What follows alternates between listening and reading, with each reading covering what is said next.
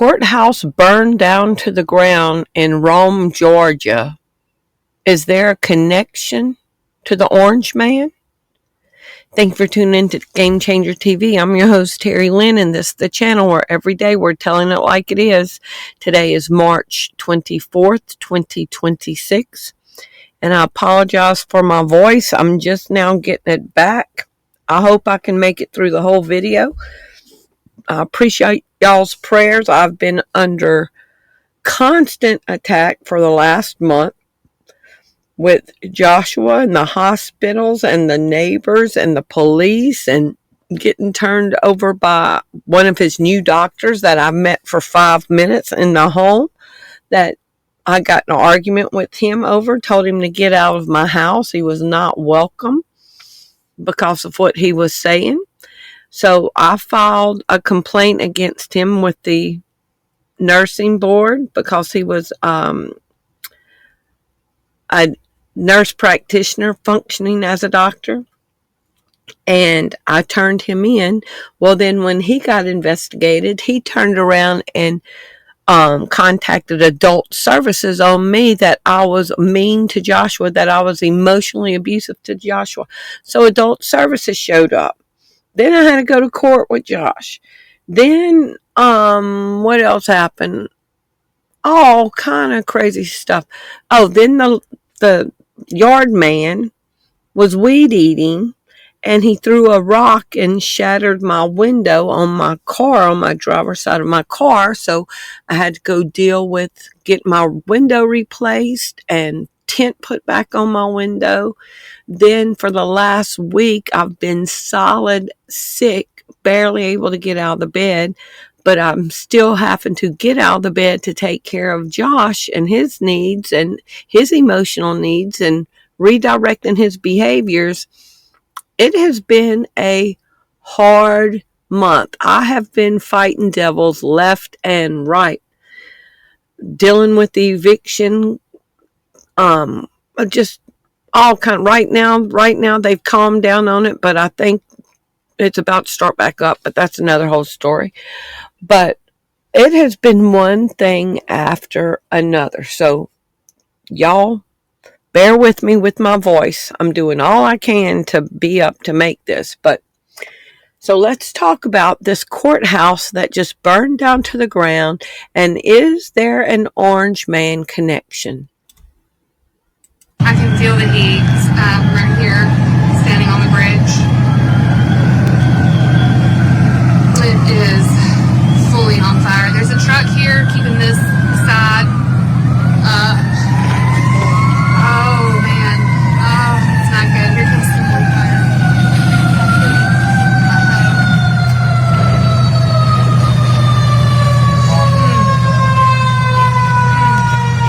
It's not good. Here comes another. Engine 2 is on the scene. Engine 2 is on the scene now. It is really a burden.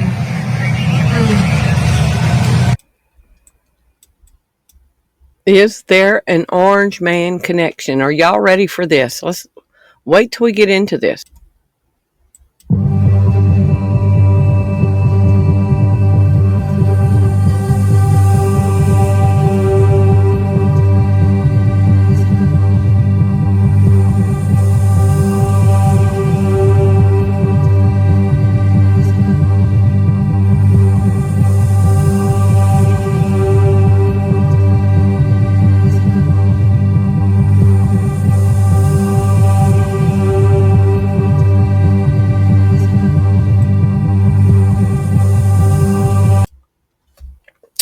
Devastating. Floyd County's 1893 courthouse goes up in flames.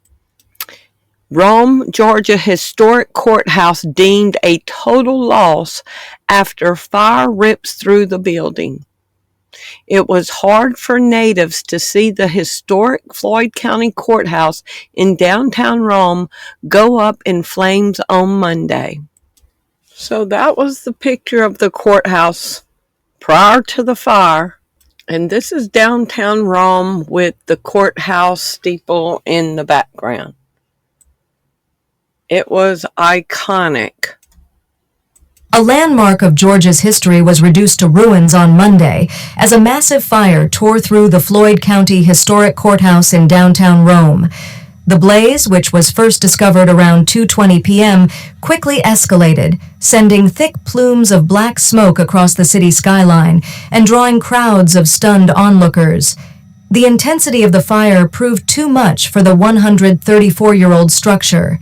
Within hours of the first report, the courthouse's iconic bell tower, a staple of the Rome skyline since 1892, succumbed to the flames and collapsed.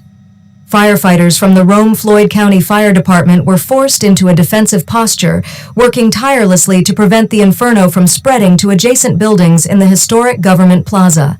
At the time of the disaster, the Romanesque Revival building was undergoing extensive renovations funded by local and federal grants. While the structure served as the active office for the Floyd County Tax Commissioner, officials confirmed that all employees and construction workers were safely evacuated before the fire spiraled out of control. By Monday evening, the courthouse was declared a total loss. City and county leaders described the event as a heartbreaking blow to the community's heritage, marking the end of over a century of civic history. As investigators sift through the smoldering debris to determine the cause of the spark, the county is already looking toward emergency funding to relocate essential services. Is there a connection to Trump, Georgia, and Majorie Taylor Greene? Now, the reason why I'm invested in this story is that I lived in Rome, Georgia from 2013 to 2022. I've been to that exact courthouse over 20 times. Every year having to get my car tags, my RV registration, my RV tags, the title to my car when I paid off the loan in 2021, and for things associated with Josh. I made a video of me sitting in that parking lot of that courthouse August 8th, 2019, almost 7 years ago, sitting right there. And I'm crying because Josh got picked up for being in a meltdown in our front yard. And when the police came, because I wanted him to go to the hospital, he struck the police. They took him to jail. They held him without bail. He was being assaulted in the jail. They held him without bail to get a psych eval done on him. I said he's been mentally incompetent since birth, and the judge looked at the paperwork and he said, well, this is a Louisiana doctor determined this. We need different criteria here in Georgia, so he's going to be held without bail until we can get the psych eval done on him, and he was being violated during that time. So this is me crying out in the car because I could not get him bail in the parking lot of that courthouse. My heart is broken. They denied Joshua bond. They don't nothing to do, that their own behavior did not contribute to their disability. And sometimes I just feel like I'm just in this silent scream and nobody even hears me screaming. So I'm just shocked. I know this building. I know this town.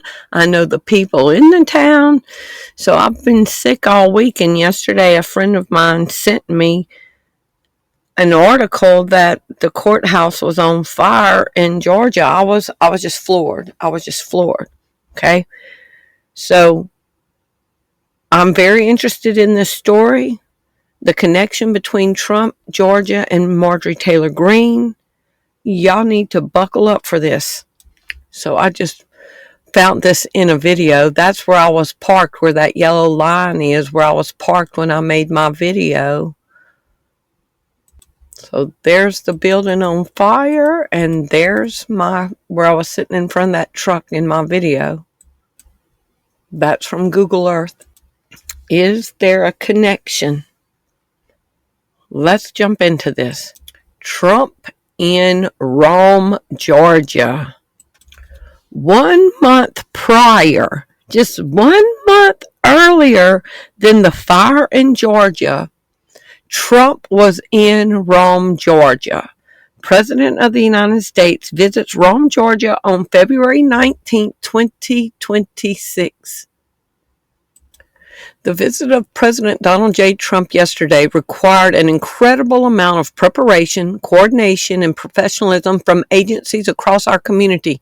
We want to extend our sincere appreciation to our local peace officers, emergency personnel, public safety partners, and supporting agencies who work tirelessly behind the scenes to ensure the safety of our residents and visitors. These men and women train, prepare, and plan long before the public ever sees the operation in motion. Their commitment to readiness and service is what allows our community to function smoothly, even on the busiest days. We are grateful for their professionalism, teamwork, and dedication to keeping Rome, Georgia safe. Thank you for your service. It says Trump to visit Rome, Georgia as early voting begins in the 14th District special election. Decision 2026. President Donald Trump is set to visit Northwest Georgia on Thursday, February 19th, the White House confirms. The visit comes as early voting is underway in the special election to fill the House seat former Representative Majorie Taylor Greene vacated the position in January. When did Trump visit Rome, Georgia? President Trump visited Rome, Georgia on February 19th, just 1 month before the fire. During this visit, he toured the Courthouse Steel Corporation, promoted his America First economic agenda, and held a rally to support his endorsement for the 14th District special election. My throat is starting to hurt. Purpose. The visit focused on tax cuts, lower energy costs, and campaigning ahead of the State of the Union address. He visited Courthouse Steel and stopped at the Varsity in Rome, notes Georgia Public Broadcasting and the WhiteHouse.gov. The visit occurred shortly after voting began in the district, as reported by YouTube from Georgia Public Broadcasting. So Trump is in town 1 month before the fire, visiting the Varsity. He visited Courthouse Steel and stopped at the Varsity in Rome. Okay? It says, from the Rome Courthouse to the Varsity is 0.6 miles. So that's how close Trump was to the courthouse, 0.6 miles. And he would have gone down 8th Street. This one says it's 0.7 miles. Protesters greet him on 8th Street. We showed up and showed out. Rome, Georgia greeted the orange dumpster with chants of Trump grapes kids. There were a couple of 100+ people stretching up Turner McCall from Hardee's to Broad Street and down to 8th Street. A&F was there interviewing us for 3 hours, but didn't run a story. So Trump drove towards the courthouse with people protesting him being there and accusing him of being a rapist. And he's driving by it and seeing it. Protesters turn out for President Trump's visit to Rome. So, I made a note. On February 19th, Trump was in Majorie Taylor Greene's district and her town when he saw these protesters that were calling him a child rapist. He had to drive past the historic courthouse that was a landmark to Rome, Georgia. It was a beautiful building, y'all. The inside was gorgeous. 5 weeks later, the courthouse is burned down to the ground while Trump is riding past these people who were mocking him in Majorie Taylor Greene's district. Trump's route would have driven him past the old courthouse, where I'm sure this did not sit well for a man with an ego. His arch enemy, Majorie Taylor Greene's hometown, and people protesting him being there and accusing him of things like the Epstein list. But is there a connection between Trump, the fire, and Marjorie Taylor Greene? So there it is on Google Earth. The background where the mountains are so pretty. Marjorie Taylor Greene's district office in Rome, Georgia was located in the Federal Building on West 1st Street, not directly on Broad. The office was located in the Federal Building, 600 East 1st Street in Rome, Georgia. Okay, it was 0.4 miles from the courthouse. So Trump is driving around Rome, Georgia. I'm sure she's a thorn in his flesh. What does Trump think about Marjorie Taylor Greene? Key aspects of Trump's view as of late 2025, traitor and disloyalty. Trump has publicly broken with her, labeling her a traitor and a rotten apple after she defied him on the Jeffrey Epstein files legislation. Wacky and far left. He has accused her of turning into a very dumb person and going far left, according to PBS. Political retaliation. Trump indicated he would support a primary challenger against her. This is before she announced her resigning. Now, the month that Trump was in Rome, Georgia, the month before the fire, Marjorie Taylor Greene, his traitor, was just putting the screws to him, taunting him. I'm sure he did not like it. 1 month before the fire, the same month that Trump was driving in Rome, Georgia, former Representative Majorie Taylor Greene slammed President Trump's decision to launch major strikes in Iran in a push to dismantle its nuclear efforts and push for regime change. So she's criticizing him on Iran. Marjorie Taylor Greene slams MAGA was all a lie and claims Trump is only serving big donors. Marjorie Taylor Greene rips Iran strikes as Trump betraying America first. It's always a lie and it's always America last. Marjorie Taylor Greene, MAGA was a lie. The snake oil salesman selling the lie. Marjorie Taylor Greene revisits Trump feud, issues stark warning to MAGA over the Epstein files. So this is all the month before the fire. Marjorie Taylor Greene accuses Trump of putting rich donor class and foreign policy before America first. Marjorie Taylor Greene versus Trump looms in Georgia congressional special election. Marjorie Taylor Greene sounds alarm on insane way Trump may try to block election. Former Trump ally Marjorie Taylor Greene sounds alarm on MAGA over midterms. Good luck trying to get women to vote for you. Marjorie Taylor Greene calls Trump's endorsement of Salazar an insult to his base. And Marjorie Taylor Greene criticizes Trump administration.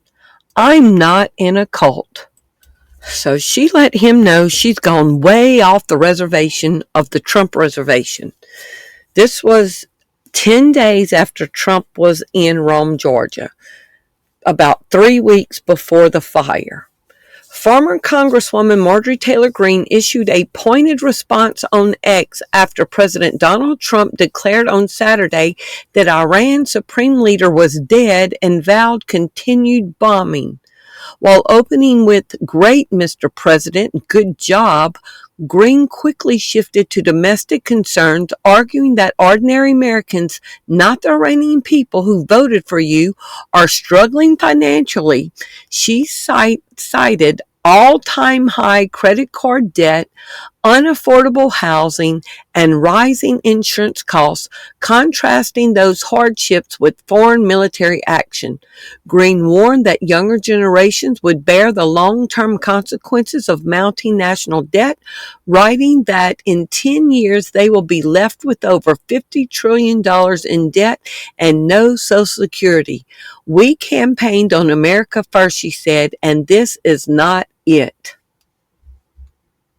About a week after Trump's visit to Rome, White House fires back after Majorie Taylor Greene predicts the end of MAGA. She resigned the first week of January. So in February and March, the 2 months leading up to the fire, she was not even a congresswoman anymore, but she's still monitoring Trump, still commenting on what he's doing, which I totally agree with everything that she's saying. But for a narcissist and a person with a huge ego and insecurities, she was getting under his skin, okay? And he was in her town being trolled by people that didn't like him and bringing up Epstein stuff while he's driving down her street. So this was 2 days before Trump was in Georgia, in Rome. Trump brands Majorie Taylor Greene a traitor after she details hundreds of death threats that she was receiving. And this was on the day of him being there. Donald Trump campaigns in Georgia to replace Majorie Taylor Greene. Trump arrived in Rome in Georgia's 14th congressional district ahead of March 10th special election to replace Greene, who resigned. So Marjorie and Trump have this huge feud going, and he was in Rome, Georgia. Listen to what she says right here. We bombed Iran on behalf of Israel. Yes, it was on behalf of Israel. We're entering a nuclear war, the World War III, because the entire world is going to erupt. And you want to know the people that are cheering it on right now? Their tune is going to drastically change the minute we start seeing flag-draped coffins on the nightly news, on Fox News that brainwashes all the baby boomers, and on CNN that brainwashes all the Democrat baby boomers. And that is exactly how this is going to go down. So we're looking at things that happened prior to the fire. We're getting context. We're getting storylines. So in March, Majorie Taylor Greene was still, getting under Trump's skin in March. Greene questioned Trump's mental state. "We're in another effing war." Greene says Iran war hurts Vance's chance of succeeding. Majorie Taylor Greene sparks buzz over Trump's third-term talk. Majorie Taylor Greene says she believes Trump wants to run for a third term. "I don't think he's joking." Majorie Taylor Greene warns Trump administration's war in Iran could cost Republicans the midterms. Majorie Taylor Greene excoriates Trump after he says gender-affirming care is okay if the parents approve. So he's changing his opinion on everything he was elected for. Majorie Taylor Greene slams Trump for putting America last. Majorie Taylor Greene on Trump trying to cancel midterms due to Iran war. Yeah, I could see it. 6 days before the fire. 6 days before the fire, Majorie Taylor Greene says Trump does not deserve a peace prize, and y'all know how bad Trump wants that peace prize. in. He's planning on sending more troops to the region, we're told. It's not clear exactly what they'll do while they're there, a Marine group. Is that something you support? Absolutely not. As a matter of fact, I like many millions and millions of Americans are outraged by this. He never came to America and addressed the nation and gave clear reasons why we would go to war with Iran. Especially after he told us back in the summer that he had completely obliterated all of their nuclear capabilities and had even chastised any news organization or media that said otherwise. And the reality is there are so many innocent people dying. I mean, the little girl's school is such an outrage. It's horrific. And Americans, we don't want to think of our military as being responsible of killing little children. This is absolutely something that Americans should not tolerate, and we are owed answers. You're someone who once said you thought that there was no one more deserving of the Nobel Peace Prize than President Trump. Obviously, he's long sought one. Do you think that there's any way he could still get one given this war? You know, at one time when he wanted to be the president of peace and he wanted to end wars and constantly talked about no more foreign wars, no ending wars, of course I thought he deserved the Nobel Peace Prize. But do I think he deserves it now? No, absolutely not.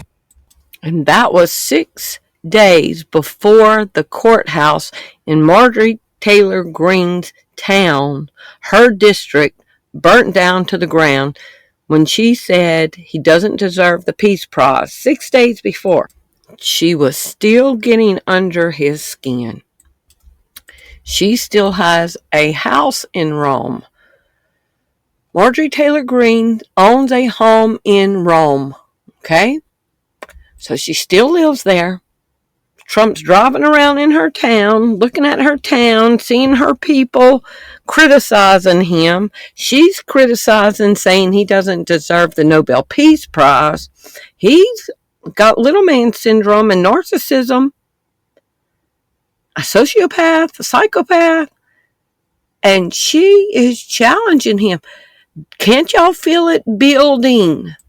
And the fact that she resigned and still being this vocal against his policies, I'm sure he is livid because he can't call Mike Johnson and say, hey, get your girl under control.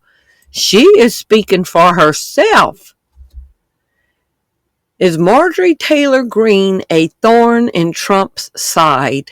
Yes, Representative Majorie Taylor Greene became a significant thorn in Trump's side in late 2025. Despite being a long-term loyalist, her defiance regarding the Epstein files, criticism of his policies as not America first, and calls for foreign policy shifts caused a major rift, leading Trump to label her a traitor and a ranting lunatic. She quit, citing safety concerns. Does Majorie Taylor Greene still live in Rome, Georgia? Based on reports from late 2025 and early 2026, Majorie Taylor Greene, who resigned from Congress effective January 5th, 2026, was still associated with her hometown of Rome, Georgia, as noted in this YouTube video. She announced her resignation to focus on her family following safety concerns, including incidents of her home being targeted, and her son had multiple threats on his life. So she resigns January 6th. 6 weeks later, Trump is in Rome, Georgia, while she's still criticizing him. 5 weeks later, the Rome courthouse burns down. So I just Googled on my phone, how many weeks is it from the time Majorie Taylor Greene resigned on January 6th to the time the courthouse in her town burnt down? There are 10 weeks and 6 days between January 6th and March 23rd. This is a total of 76 days. So, 13 days. 13 let's see, 13, 76 days. And when you add the 7 and the 6, you get 13. Okay? 76 days from the time she resigned to the courthouse in her backyard on fire and burning down to the ground. And in between that time, Trump was there. So, is there a connection to the fire, Trump voting, and Majorie Taylor Greene? Again, he's riding around in her town, near her old office area, in her congressional district. She's taunting him, and he's not liking this. Here she's basically saying that the Republican congressmen don't even like Trump.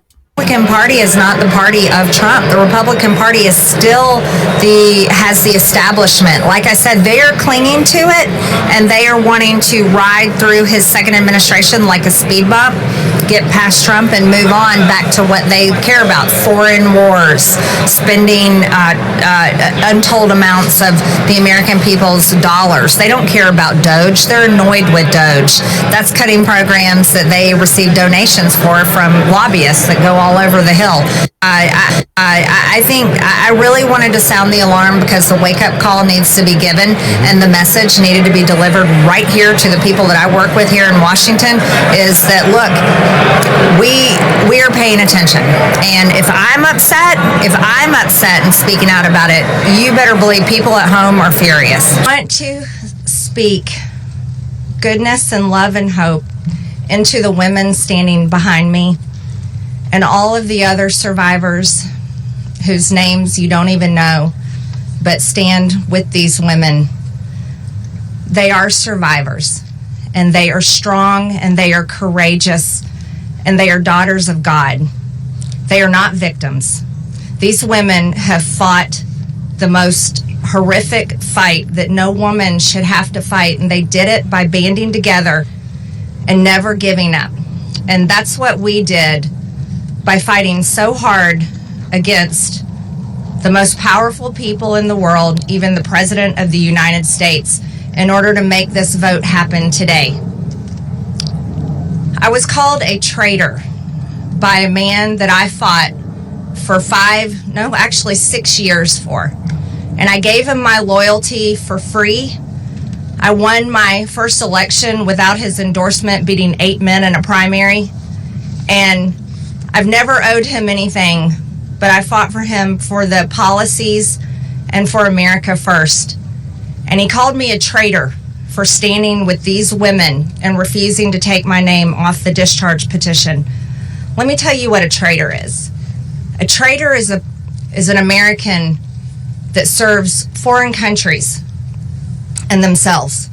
A patriot is an American that serves the United States of America and Americans like the women standing behind me. Not releasing the Epstein files. Fuck Majorie Taylor Greene. I don't care what you do. Start a fucking war. Just don't let them get out. If I go down, I will bring all of you down with me. That fight to release the Epstein files came directly from President Trump. And I know a lot of people have a hard time with that, but that is the truth. He fought the hardest to stop these files from being released. Donald Trump is the mob boss. Kash Patel and Pam Bondi are only the soldiers. That fight to release the Epstein files came directly from President Trump. And I know a lot of people have a hard time with that, but that is the truth. He fought the hardest to stop these files from being released. Donald Trump is the mob boss. Kash Patel and Pam Bondi are only the soldiers. Equating Trump to a mob boss. Would a mobster burn down a building? Let's keep going. Here's the interesting part. Okay, there were only 4 Republicans, only 4 of us that signed that discharge petition.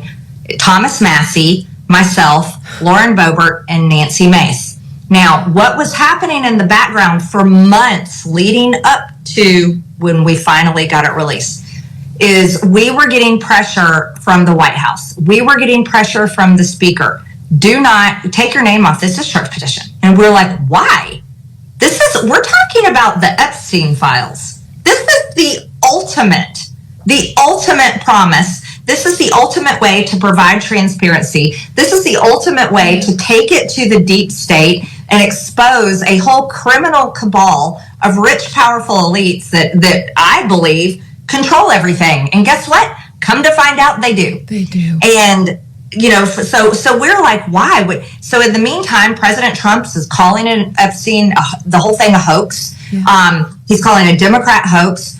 He won't have anything to do with the women. He still refuses to have anything to do with these women. So this whole thing is building. The women are saying President Trump did nothing wrong. They still say this. President Trump did nothing wrong. I know. Their attorney says Donald Trump's the only one that helped us. And guess what?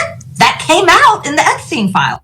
Along with, I think she's scared to death right here, because along with the 13-year-old giving birth to the baby on Lake Michigan and him throwing the baby over, and all the documented lawsuits that Trump is settling with juveniles and minors right now in court, all that's come out.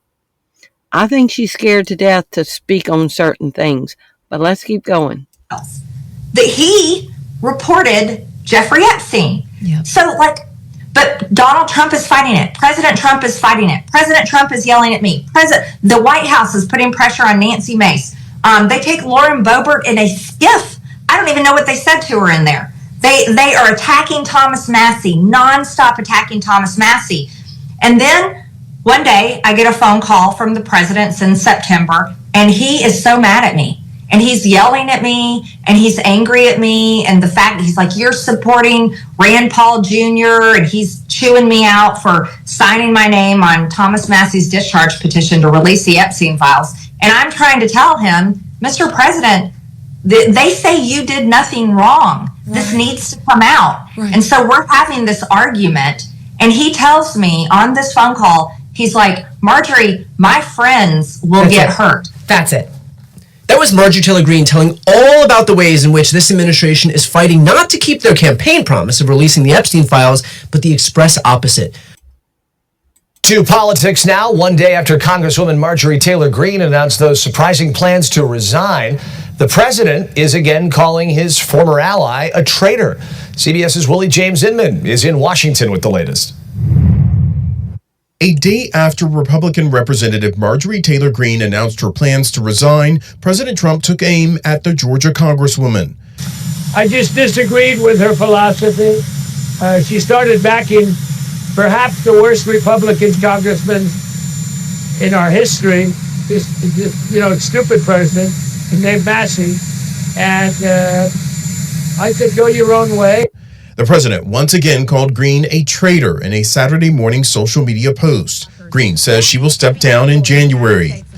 I have too much self-respect and dignity. I love my family way too much, and I do not want my sweet district to have to endure a hurtful and hateful primary against me by the president that we all fought for. Now her district has suffered the courthouse fire. Greene had been a devoted Trump follower, but parted ways with the president in recent months as she pushed for the Justice Department to release the Jeffrey Epstein files. The Georgia Republican says she has faced threats after the president's sharp criticism last week. In a social media post on Saturday morning, Greene told her followers, "There are no leaders that will save this country, but you, the American people, can." Also on Saturday, President Trump said the U.S. proposed peace deal to end the Russia-Ukraine war is not a final offer. I would like to get the peace. It should have happened a long time ago. So their falling out really came to a head over Epstein because he didn't want her to push any more for it to be released. She was pushing for the victims to get justice. They had a falling out. Her son started getting threats on his life. She resigned, and he calls her a traitor. She was also opposing him on AI and releasing AI unrestrained for 10 years. You said you have problems with the bill, just like Elon Musk has said. I mean, can you echo some of the concerns that he has? I have one serious problem with the bill, and that is destroying state rights and federalism to allow AI to run rampant over 10 years. And AI, I think, is one of the most unknown and unpredictable industries going forward. And I can tell you right now, if you look up the jobs that AI will replace, I'm looking at every single one of you, and over the next 10 years, all of the people here in the press, your jobs will be replaced by AI. Some of his executive orders: ensuring national policy framework for artificial intelligence. From AI.gov, this is Trump's website, how we're advancing AI. Executive orders. Now, these are all of them.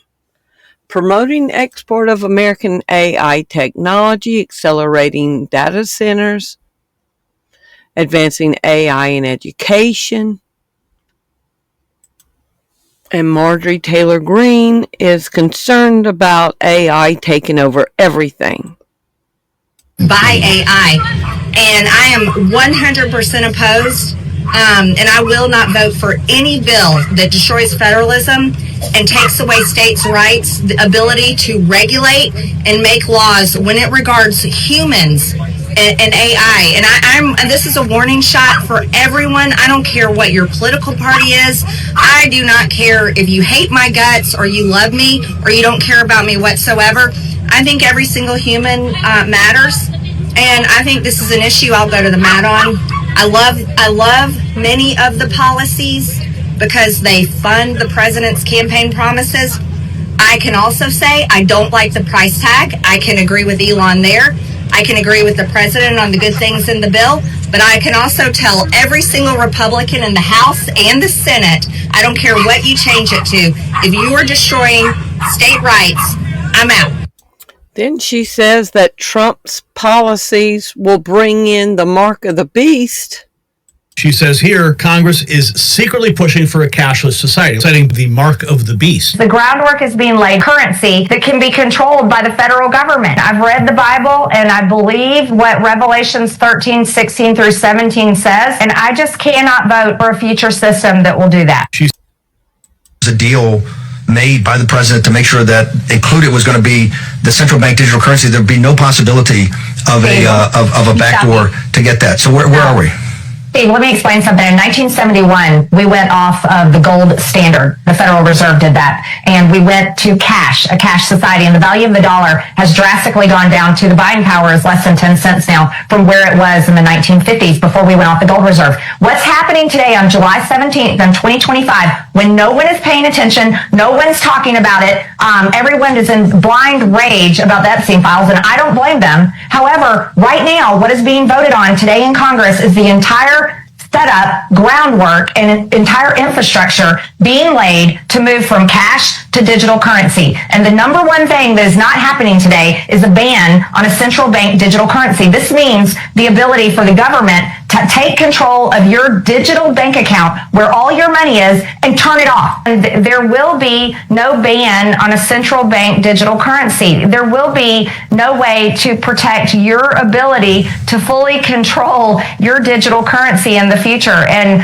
I'm voting no to this today. I don't know if there'll be any other no votes on the Republican side, but I'm voting no to this because I'm a Christian and I've read the Bible and I believe what Revelations 13, 16 through 17 says, and I just cannot vote for a future system that will do that. And here's the scripture she was quoting, Revelation 13, 15 through 16.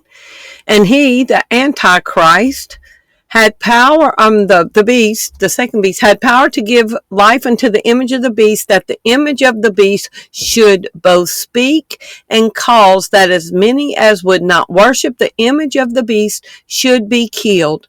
And he causeth all, both small and great, rich and poor, free and bond, to receive a mark in their right hands or in their foreheads.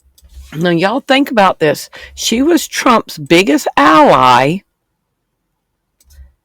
and she's voting against a lot of his legislation because AI will run rampant. It'll hurt human beings. She was standing against him about Epstein. And she says, from what she has seen with the digital ID and the digital currency, she said she couldn't vote for the digital currency because she has read her Bible, and this is the mark of the beast. One of the things she was doing was introducing legislation to stop chemtrails and weather modification that floods out areas or earthquakes or whatever they want to do. I have a big announcement to make. My Clear Skies Act has been filed. This is my legislation to ban weather modification and geoengineering of all kinds. Finally, we can really take the fight in Washington to protect our skies, protect our water, protect our atmospheres, and most of all, protect our families. Thanks for your support, everyone. Look for my legislation, the Clear Skies Act. And on March 16th, they were spraying our skies over here like crazy. And the very next day, I got sick as a dog. So, Majorie Taylor Greene was doing some good stuff. Opinion: Trump denounces Majorie Taylor Greene as a traitor. She's a traitor because she was standing on principles, on not wanting to do the mark of the beast, not wanting to protect a pedophile. Then she resigned because threats on her son's life. Did Majorie Taylor Greene resign because she was scared for her family? Based on reports from November 2025, Representative Majorie Taylor Greene announced her resignation effective January 5, 2026, citing a combination of factors, including intense personal threats against her family, a desire to spend more time with them, and a falling out with Donald Trump. She indicated that safety concerns following increased threats, partly linked to political feuds, made it difficult to continue. Major MAGA figure Majorie Taylor Greene resigns after Trump's clash. Standing up for American women who were raped at 14 years old should not result in being called a traitor by Trump, Greene says in her resignation statement. A stunning political reversal. Majorie Taylor Greene, who had been one of President Trump's most loyal allies, now says he has abandoned his base, and she's saying it very publicly on 60 Minutes. Congresswoman Greene of Georgia recently announced her retirement. She had voted with President Trump 98% of the time before her relationship with him fractured. And she just accused the president in a new interview with 60 Minutes of forsaking his base. She recently split with the president on a number of issues, including affordability and foreign affairs. And she believes he has failed to keep domestic policy as his number one priority. Greene says the president was extremely angry with her for signing the discharge petition backing the release of files concerning Jeffrey Epstein. Greene said there was a pipe bomb threat to her home after the president recently called her a traitor, and she said there were several direct threats to her son. The subject line for the direct death threats on my son was his words, Majorie Taylor Greene. Those are death threats directly fueled by President Trump. I told him, I told J.D. Vance, I told them all, sent those directly to them. In response? J.D. Vance replied back to me, we'll look into it. I got response back from President Trump that I will keep private, but it wasn't very nice. Greene rejected reports that she's planning to run for president, saying she has zero desire to campaign for that position. And she said she doesn't know what's next for her. Her life could be in danger because of the rhetoric? Her life is in danger? Who's that? Majorie Taylor Greene, she says. Majorie Taylor Greene. I don't think her life is in danger. Frankly, I don't think anybody cares about her. How horrible that the President of the United States would be that dismissive of a female who fears for her life. And he says, I don't think anybody even cares about her. Bomb threat on my house, and After President Trump called me a traitor, I got a pipe bomb threat on my house, and then I got several direct death threats on my son. Representative Majorie Taylor Greene says she was denied extra security despite reporting over 700 death threats since joining Congress in 2021. The U.S. Capitol Police received 773 such reports from her office over 4 years. Greene claims all those threats came from the left until she spoke out in support of Epstein survivors. I stood for women who were raped when they were 14 years old, and the president that I fought for 5 years called me a traitor for that. She described horrific incidents like pizza doxing deliveries to her home and office, plus pipe bomb threats and even assassination plots against her son Derek. Local police and the FBI responded quickly to those alerts, but Greene says she sent details of the threats against her son to President Trump, who replied with harsh words and no sympathy. While Rome City Police and the Floyd County Sheriff's Department have monitored her home voluntarily, and Capitol Police have pushed for some prosecutions, Greene had to protect herself. She's a strong Second Amendment supporter, so she carries her own firearm and owns multiple guns that she practices with regularly. This comes amid her public falling out with Trump, leading to her announcing that she'll resign from Congress at the start of 2026. Still, Greene stands by her 98% alignment with Trump's voting record, insisting it's always been conservative and America first. Now listen what the narrator says. When the narrator comes on, listen to what he says Marjorie Taylor Greene said. And I think this is what scared Trump the most.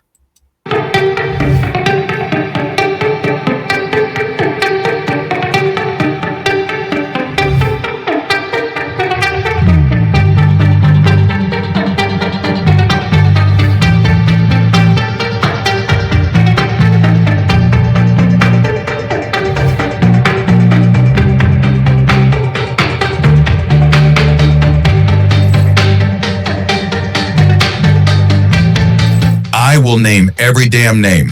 A line that has been haunting Trump and company for the past 2 months. A speech that scared the hell out of the Trump administration and Republicans.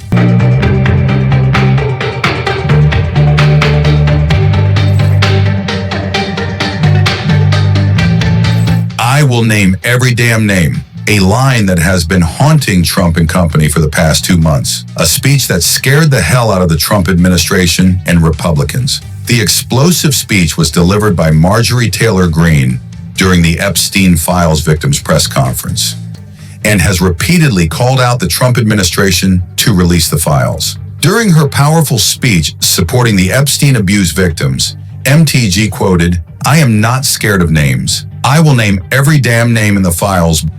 For everyone watching at home, I think it's important to put yourself in these women's shoes. As you're questioning, why can't they just name the names?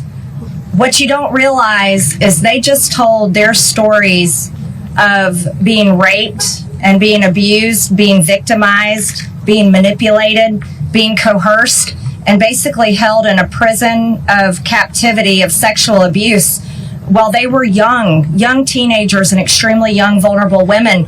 And in Jeffrey Epstein's home and the places they went with him, they saw the most powerful people in the world in his pictures, and they saw him with those people. Can you imagine how terrifying it would be to name names like that? These are some of the richest, most powerful people in the world that could sue these women into poverty and homelessness. Yeah, it's a scary thing to name names, but I will tell you, I'm not afraid to name names. And so if they want to give me a list, I will walk in that Capitol on the House floor and I'll say every damn name that abused these women. I can do that for them, and I'd be proud to do it. So imagine the clashing of will between Donald Trump and Marjorie Taylor Greene, because y'all remember in 2024, Trump told Dr. Phil that sometimes revenge is justified. Trump tells Dr. Phil sometimes revenge can be justified. Trump says sometimes revenge can be justified. Now here's Donald Trump 34 years ago in 1992 on the Charlie Rose show saying that he loves getting even with people. This is his character. You know, some of the people that were most loyal to me are people that I didn't think would be. Some of the people that were least loyal to me are people that... You got it. Now, think about Marjorie Taylor Greene. He thought was going to be loyal to him, but she wasn't. So keep this in mind, how Trump thinks towards people that he feels betrayed him. You know, some of the people that were most loyal to me are people that I didn't think would be. Some of the people that were least loyal to me are people that I think I would have treated them differently. I think I would have treated different groups differently. I would have wiped the floor with the guys that weren't loyal, which I will now do, which is great. You know, I love getting even with people, but I will have wiped.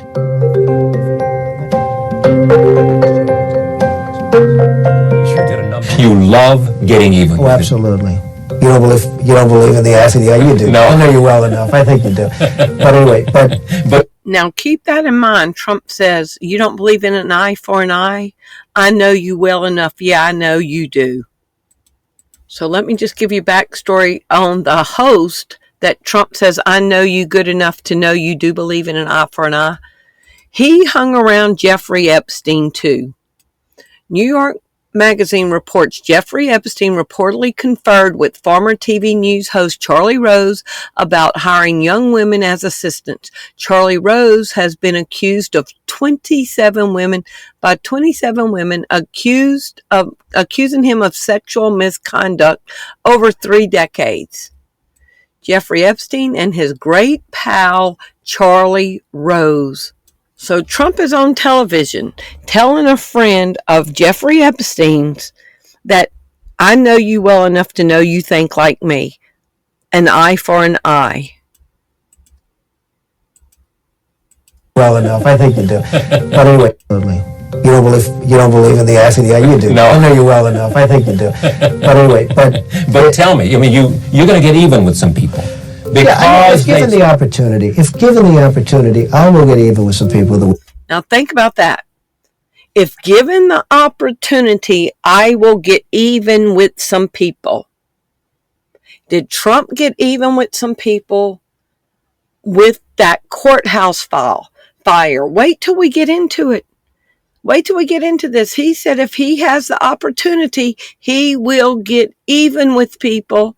And he told Dr. Phil, that was 34 years ago, he said, if I have the opportunity, I'll get even. Fast forward 32 years later, 2 years ago, he tells Dr. Phil, sometimes revenge is justified. So here he is saying, if I have the chance to get even with my enemies, I will. If given the opportunity, I will get even with some people that were disloyal to me. I mean, I had a group of people that were disloyal. But how do you define disloyalty? And Majorie Taylor Greene was disloyal. They didn't come to my aid. Well, what did they do? They turned their back on you? No, but they didn't do small things that would have helped. You see, I'm so loyal to people. Maybe I'm loyal to a fault, but I'm so loyal to people that when somebody's slightly disloyal to me, I look upon it as a great act of horror. The president begins by wanting to talk about my job. So I'm sitting there thinking, wait a minute, 3 times we've already asked me to stay or talked about me staying. The president... So this says, yes or no, does Donald Trump consider Marjorie Taylor Greene his biggest political enemy? Based on recent reports, yes, Donald Trump has publicly and harshly turned against Representative Marjorie Taylor Greene, calling her a traitor, wacky, and a ranting lunatic in 2025, branding her a significant political adversary within the MAGA movement. Now, once one of Trump's staunchest allies, Greene fell out with him over her push to release the Jeffrey Epstein files. So, she is now his biggest political enemy. And Trump's character says, I get even with people if given the opportunity, and I will wipe the floor with them. Let's hear this. Trump demands blind loyalty, and you cannot question him. I'm going to ask you about this almost solid support he has among Republicans in Congress. Is there in that support fear? Does the support come about because they're afraid that they'll get death threats? I think they're terrified to step out of line and get a nasty Truth Social post on them. Yes. And they're watching what happened to you. Yes. Behind the scenes, do they talk differently? Yes. How?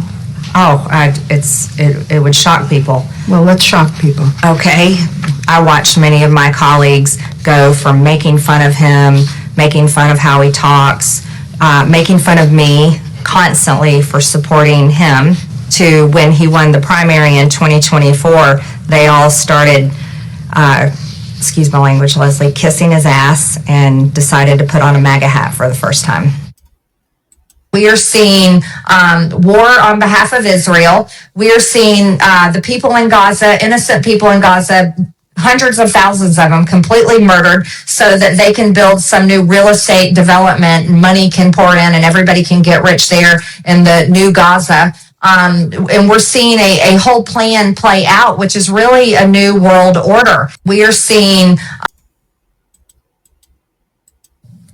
Majorie Taylor Greene is telling all the secrets. She said Americans will comply with the digital ID or they'll get in trouble. They won't be here. It'll be over with for them. They have no choice. Majorie Taylor Greene is telling everything on everybody and everyone all at the same time. She ain't letting nothing slide. If something needs to be told, Majorie Taylor Greene is telling it 100% of the time.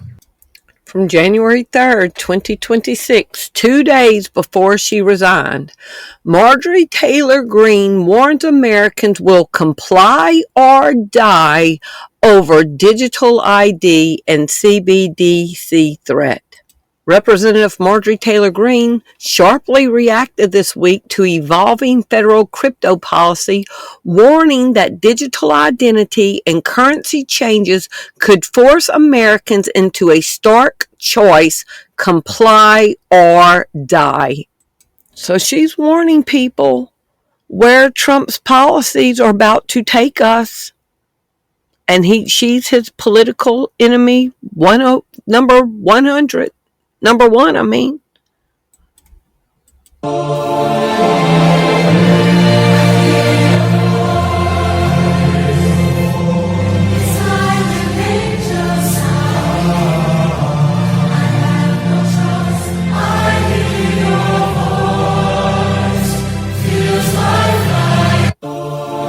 So, with all the background between Trump and Majorie Taylor Greene,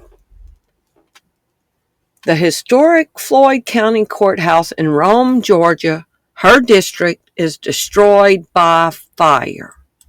At the same time that records are being destroyed in Georgia, cover-ups, voting records, lawsuits over voting in Georgia, suppression, Trump is pushing voting reforms. Georgia hand count of votes affirms Biden's narrow victory over Trump. So this is when they were doing the recounts on it. Trump pressed Georgia's speaker to overturn his 2020 election loss.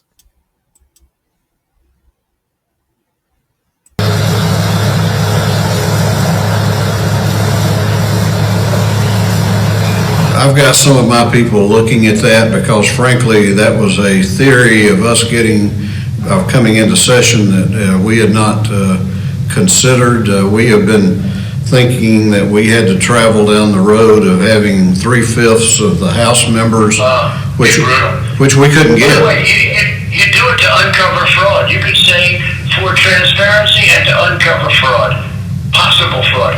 So who's going to stop you for that? You know, it's like a federal judge.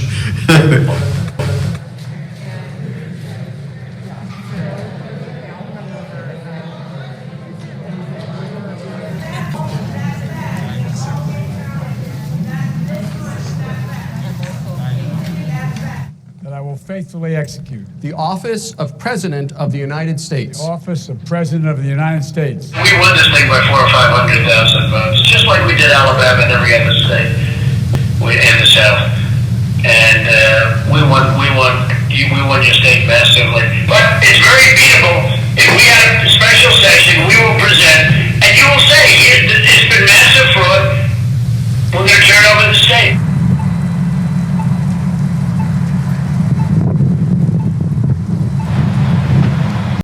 So they did an audit on 322, the Brotherhood of Death. 322 is the Brotherhood of Death. Skull and Bones. So Georgia did an audit that confirmed Trump did win. But then it comes out and says, you go look up, is Biden still the declared winner in Georgia in 2020 presidential election? Due to the close margins in the initial election results, Georgia's Secretary of State Brad Raffensperger announced on November 11th that a recount by hand would be conducted. The recount was completed on November 18th, and Biden was confirmed to be the winner on November 19th. But this was in 2024 on 322 that the audit confirms that Trump won. Now, y'all, are they setting up for them to say that the election was stolen from Trump in 2020 to set him up for another term? This is December 18th, 2025. U.S. Department of Justice, the United States Department of Justice, Pam Bondi, sues Georgia over voter information. This is January 8th, 2026. Trump asked for more than $6.2 million in legal fees after Georgia election case dismissal. President Donald Trump is asking a judge to order the Fulton County District Attorney, that's Atlanta area, to pay more than $6.2 million in legal fees and costs after Georgia election interference case against him was dismissed. So the Justice Department sues Georgia. Then Georgia dismisses Trump's case. Then Trump wants $6.2 million. Amid FBI investigation, this is February 1st, a month and a half ago, Trump's 2020 election obsession is still shaping Georgia politics. FBI raids Georgia Election Center, and that's about 70 miles away from Rome, Majorie Taylor Greene's district. Is there a connection? Are y'all ready for this that I found? Did they burn courthouses to hide records? Yes, courthouses were historically burned to destroy records, a common occurrence during the 19th century and the World Civil War to hide evidence of debt, property ownership, or criminal activity. Intentional fires or arson were used to destroy property deeds, marriage license, and criminal files. Civil War destruction. Both sides in the Civil War intentionally burned courthouses to cause chaos, destroy evidence of loyalty, or eradicate property records, hiding crimes and debt. Specific incidents such as the 1916 DeKalb County, that's by Atlanta, courthouse fire were suspected to have been set to destroy records involving fraud. Did somebody burn this down for something? In the Floyd County Old Courthouse file, could any voting records have been stored there? Yes, it is possible that voting records, particularly older ones or recent paper files, now they just had an election 2 weeks before that, 13 days before that, for the person that was going to take Majorie Taylor Greene's seat. Yes, it is possible. Hold on, I got to get something to drink. My throat hurts. Yes, it is possible that voting records, particularly older ones or recent paper files, were stored in the historic Floyd County Courthouse in Rome, Georgia, which was gutted by fire on Monday, March 23, 2026. According to reports, the building housed the tax assessors and tax commission's offices, which frequently manage vital records. Potential loss. While many records are digitized, Floyd County Manager Jamie McCord indicated that he believes many paper records were lost. Voter tax records. While major records are often backed up to the cloud or scanned, discussions surrounding the fire have raised concerns about the loss of tax, property, and potential voter-related files, specifically those from last week. Now, y'all, what if somebody just paid their car off? And there's been a lien on their car for 4 or 5 years, and they paid their car off 2 days ago, and there's no proof for them to get their title, to get the lien taken off. Now they don't have a clean title. There's going to be a lot of stuff. People that's paying property taxes, there won't be proof that they paid for their property taxes. It hadn't been backed up. Voting records could have been lost. Was this sabotage? So this was like 2 weeks before the fire, and it would have been just 3 weeks from the time that Trump was there. Also happening in the world of politics, tomorrow voters will head to the polls to choose a replacement for Marjorie Taylor Greene. Greene resigned in January following a public rift with President Donald Trump. She represented District 14 that spans 10 counties, including Floyd, Paulding, and a portion of Cobb County. There are several candidates on the ballot, even though some will not be actually eligible to run because they've withdrawn from this race. So supposedly Trump was in Rome February 19th to campaign for the replacement for Marjorie Taylor Greene's seat. Trump endorsed Republican advances to runoff in Georgia's special election for Marjorie Taylor Greene's seat. So some of those voting records could be lost. We read that it is possible that voting records, particularly the older ones or recent paper files, were stored in the historic Rome County Courthouse in Rome, Georgia, which was gutted by fire on Monday, March 23, 2026. Many paper records were lost, says the Floyd County manager.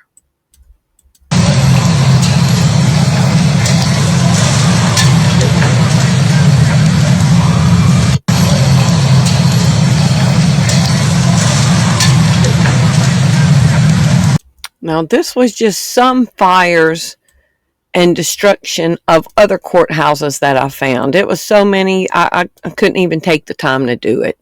Since 2020, how many courthouses have burnt down? Since 2020, at least 4 notable district courthouses fire incidents have been reported in the United States, with several resulting in total or near total destruction of historic structures.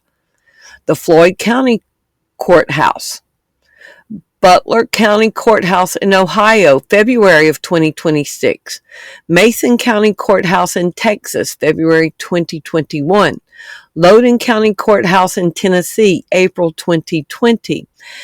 Additionally, in early 2025, reports noted that Wayne County Courthouse, Jessup, Georgia, suffered a significant fire damage affecting the roof and causing water damage. Then, so it says, more than 50 federal courthouses were damaged during 2020 protest.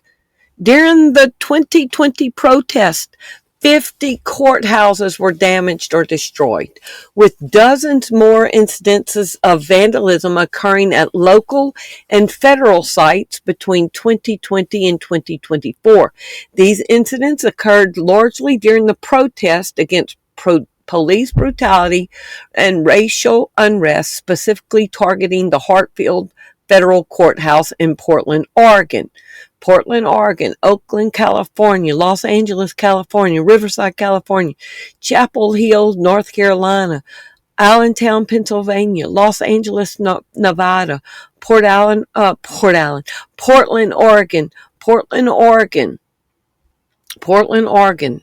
Durham, North Carolina, A lot were files lost, records lost. Okay? June 2020. By June 4, 2020, the U.S. Marshal Service reported damage to 21 federal courthouses in 15 states and the District of Columbia. The Federal Protection Service and U.S. courts reported that more than 50 courthouses sustained damage during 2020. A 2024 report indicated that security issues remained high following these events, requiring the creation of an interagency group to harden courthouses. Judiciary says courthouses are in crisis, seeks real property authority. Federal judiciary asked Congress to give control of courthouses. In a letter to lawmakers, the court's policy-making body claimed that General Services Administration, part of the executive branch, has been slow to make crucial repairs. So they want their own control over the federal courthouses. Yes or no? Has courthouses in the past ever been burnt down to hide government corruption? Yes, historically, courthouses have been burned down, sometimes by officials or aligned forces, to destroy records, cover up evidence of corruption, or eliminate records of political machines. Specific incidents include intentional fires aimed at erasing deeds, debt records, or evidence of illegal activity. Is it possible historic files were lost in the Floyd County Courthouse fire? Yes, according to reports regarding the March 23, 2026 fire that destroyed the historic Floyd County Courthouse in Rome, Georgia, it is highly likely that some records were lost. While some documents were digitized, officials indicated that paper records were likely destroyed, particularly those in the building during renovations. While officials aimed to digitize most files, it was reported that many paper records were lost. Now, so on the day of the fire, where was Trump? Trump was in Tennessee promoting the SAVE Act, the Voting Act, okay, on the same day, and he was awarding law enforcement. We're going to get into this. And as the fire is burning, on the same day, Trump tells Republicans to pass the voting law for Jesus. Here we go again. Just like the Sanhedrin said Trump has been selected by God for a heavenly mission, and then all the messianic references about Trump. Trump is going to tell Republicans to pass voting for Jesus, to pass the voting bill for Jesus. Okay? That was on Monday. Next Friday is Good Friday. So Trump is telling Republicans, don't worry about Easter. Don't worry about Good Friday. Go on and pass this legislation and do it for Jesus. The Hill. Would you need a passport, real ID to vote if the SAVE Act passes?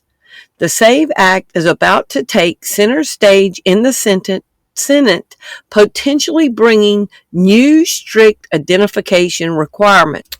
Trump says, so right now ICE agents are in the airports because TSA's not there because of a partial government shutdown. Trump says no shutdown deal until Democrats support the Save America Act. Now, flashback, y'all remember Paula White said to say no to President Trump would be saying no to God. And now Trump is telling his people, pass the voting law for Jesus. And saying no to Trump is saying no to God.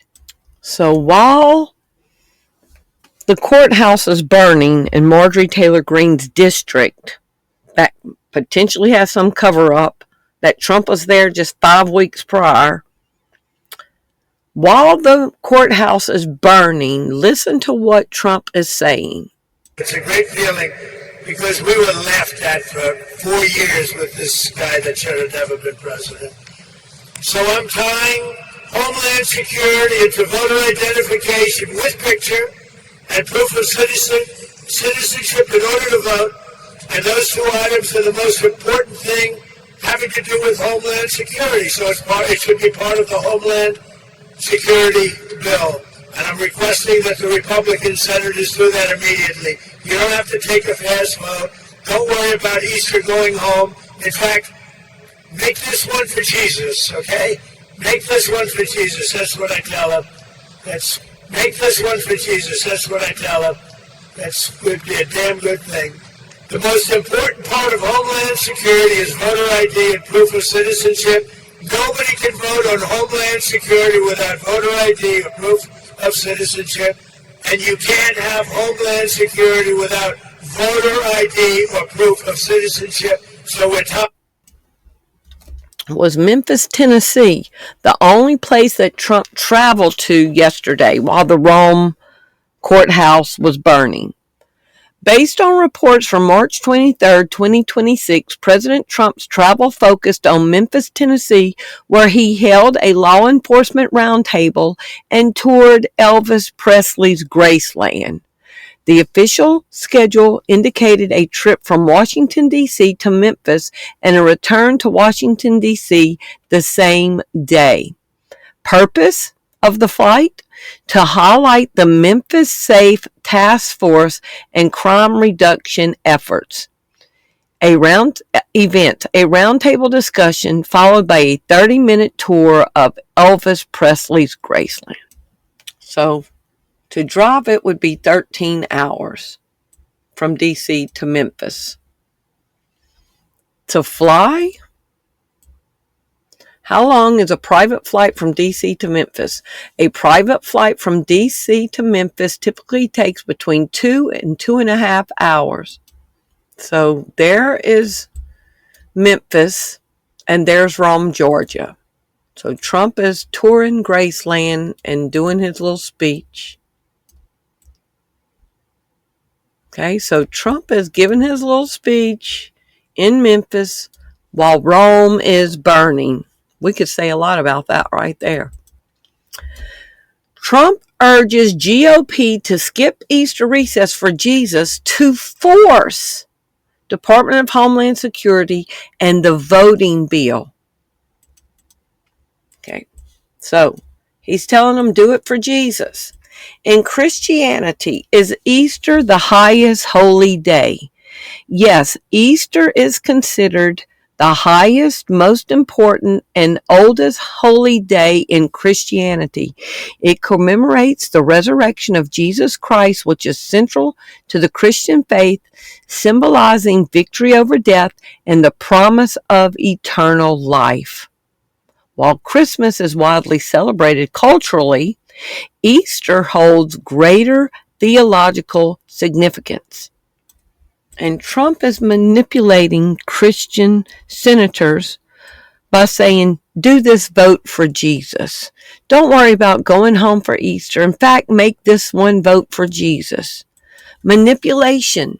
Manipulation is a psychological tactic designed to influence or control someone's behaviors, thoughts, or emotions for personal gain through deception or unfair means. Trump is gaslighting and manipulating Christians. Y'all don't have to go to Easter. Stay here and make this vote count for Jesus. What does Trump's voting have to do with Easter and Jesus Christ's suffering? Okay? Would a cult leader say, if you love if you do something for him, so what cult leader would say if you do something for him, the cult leader, that you are doing something for Jesus? Yes, a cult leader would typically say that doing something for them is equivalent for doing it for Jesus to foster absolute loyalty, ensure unquestioning obedience, and manipulate followers into serving their leader's own interests, often by exploiting spiritual beliefs.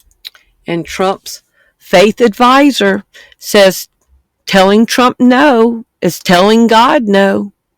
Manipulation. Trump, let's make this one for Jesus, okay? Don't worry about Easter, going home to celebrate Jesus. In fact, make this one for Jesus. Easter is the reflection upon what Jesus Christ did and the suffering he bore in his body to give believers eternal life. And Trump is wanting to say passing his bill is honoring Easter? Isaiah 53 says that Jesus was wounded for our transgressions, he was bruised for our iniquities, the chastisement of our peace was upon him, and with his stripes we are healed. Fact is that God was in Christ reconciling the world to himself, not imputing their trespasses against them, and has committed to us the word of reconciliation.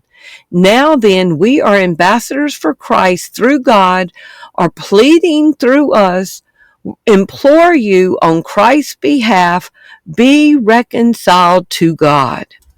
And Jesus said 7 things on the cross when he was suffering and dying on the cross. He says, Father, forgive them, for they know not what they do. Truly I tell you, today you will be with me in paradise. Woman, looking at his mother, here's your son. Here's your mother. 4th, my God, why have you forsaken me?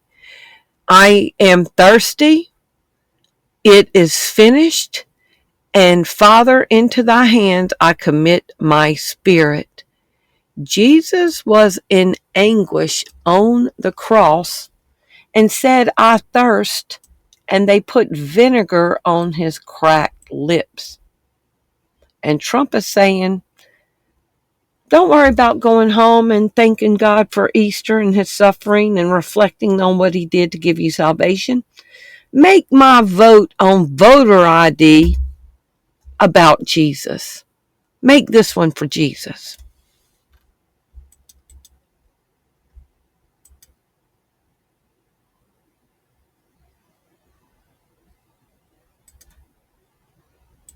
I said, yes or no?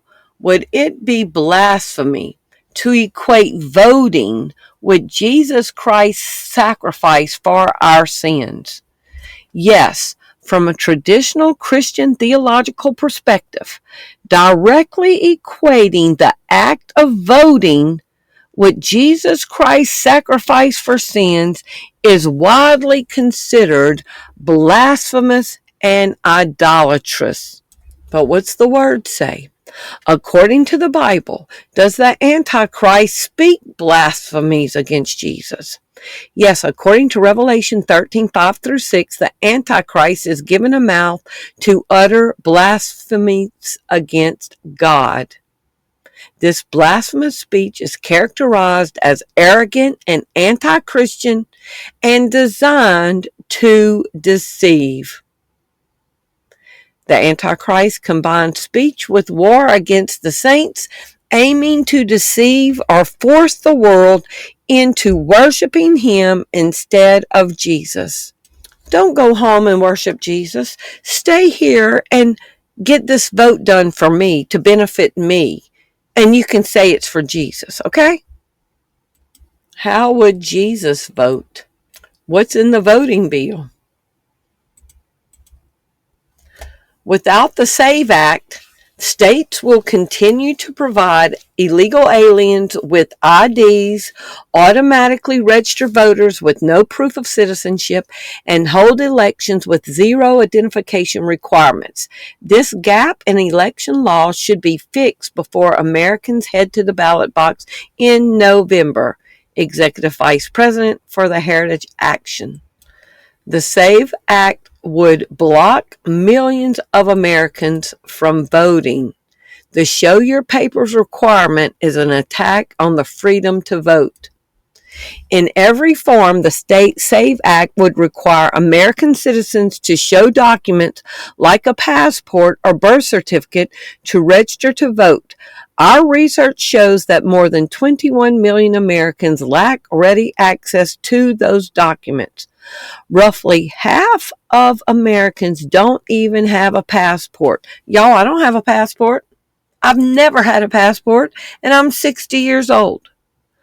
Millions lack access to a paper copy of their birth certificate.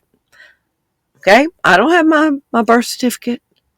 The SAVE Act would disenfranchise Americans of all ages and races, but younger voters and voters of colors would suffer disproportionately. Likewise, millions of women whose married names aren't on their birth certificates or passports would face extra steps just to make their voices heard. I'm still carrying my ex-husband's name, no longer carrying my maiden name, and I've been divorced 24 years. So it's going to be a hassle for me to go get my birth certificate in East Baton Rouge Parish when I'm living in Rapides Parish under a different name and got to get a marriage license with the birth certificate to show how the name changed, and then come up to Rapides Parish to get the divorce certificate to show the divorce took place. Committee on House Administration, Safeguard American Eligibility Act. These provisions will apply to all new registrants across the United States, including already registered voters who update their registration as a result of a move, new district, a name change, or a party switch. Americans would not be able to register to vote with their driver's license. Real IDs do not meet the SAVE Act's requirements of showing a holder's citizenship, and non-citizens are legally permitted to have real ID. Americans would not be able to use military ID or tribal IDs alone when registering to vote. People who have changed their names, including married women, would not be allowed to use their birth certificate when registering to vote. And Trump says this registry will be part of Homeland Security. Would Jesus vote for an enslavement bill? But conservatives are blindly giving total loyalty to Trump and the SAVE Act. President Trump, March 23rd, the time that the courthouse was burning, President Trump is absolutely right about election integrity being a national security concern. Are y'all ready for this? Yes or no? Could an implantable RFID chip be used for immigration and Homeland Security and voting? Yes, implantable RFID chips could theoretically be used for immigration tracking, Homeland Security, and voting, as the technology enables unique, non-contact identification and authentication of individuals. Make this vote for Jesus. Would Jesus vote for something leading to an implanted chip? I don't think so. Thune responds to Trump asking to tie Department of Homeland Security funding to the Save America Act. ICE is tied to DHS, and DHS is tied to voting. Vote wrong? ICE and DHS are building warehouses all over the country that you can get taken to. Answer honestly, yes or no. Did Rex 84 allow for political enemies in the United States to be rounded up? Yes. Rex 84 was classified contingency plan and drill developed by the U.S. federal government, specifically Reagan and Oliver North and FEMA, designed to suspend the Constitution, declare martial law, and round up large numbers of American citizens deemed national security threats. What could go wrong? What could go wrong? Yes or no? Could political enemies be rounded up to detention facilities? Whether political enemies could be rounded up to detention facilities in the U.S. is a complex legal question involving conflicting interpretations of executive power. There is no simple yes or no. Experts have warned that broadening these detention efforts could result in the wrongful detention or deportation of U.S. citizens. Refuse an implanted RFID chip for national security and secure voting. You may be detained here. Has the Department of Homeland Security considered implanted RFID chips for identification? The Department of Homeland Security has not adopted or officially sanctioned the use of implanted RFID chips for humans. While DHS has investigated and used RFID technology such as RFID-enabled passport cards and travel documents, the U.S. Visit Program for Border Security implantable microchips have remained in the realm of theoretical discussion.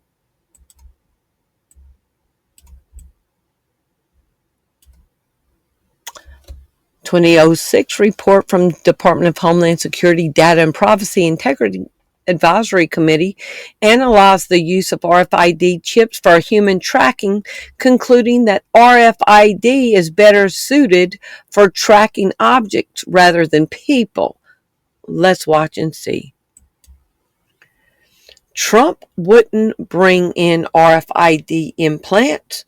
Trump's a man from Jesus. What's in Trump's winning the 6G race executive order? Did Trump's executive order on 6G technology include implantable technology?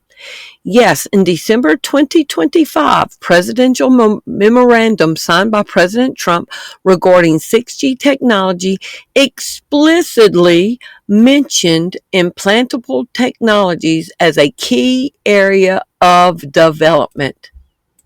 It's going to happen.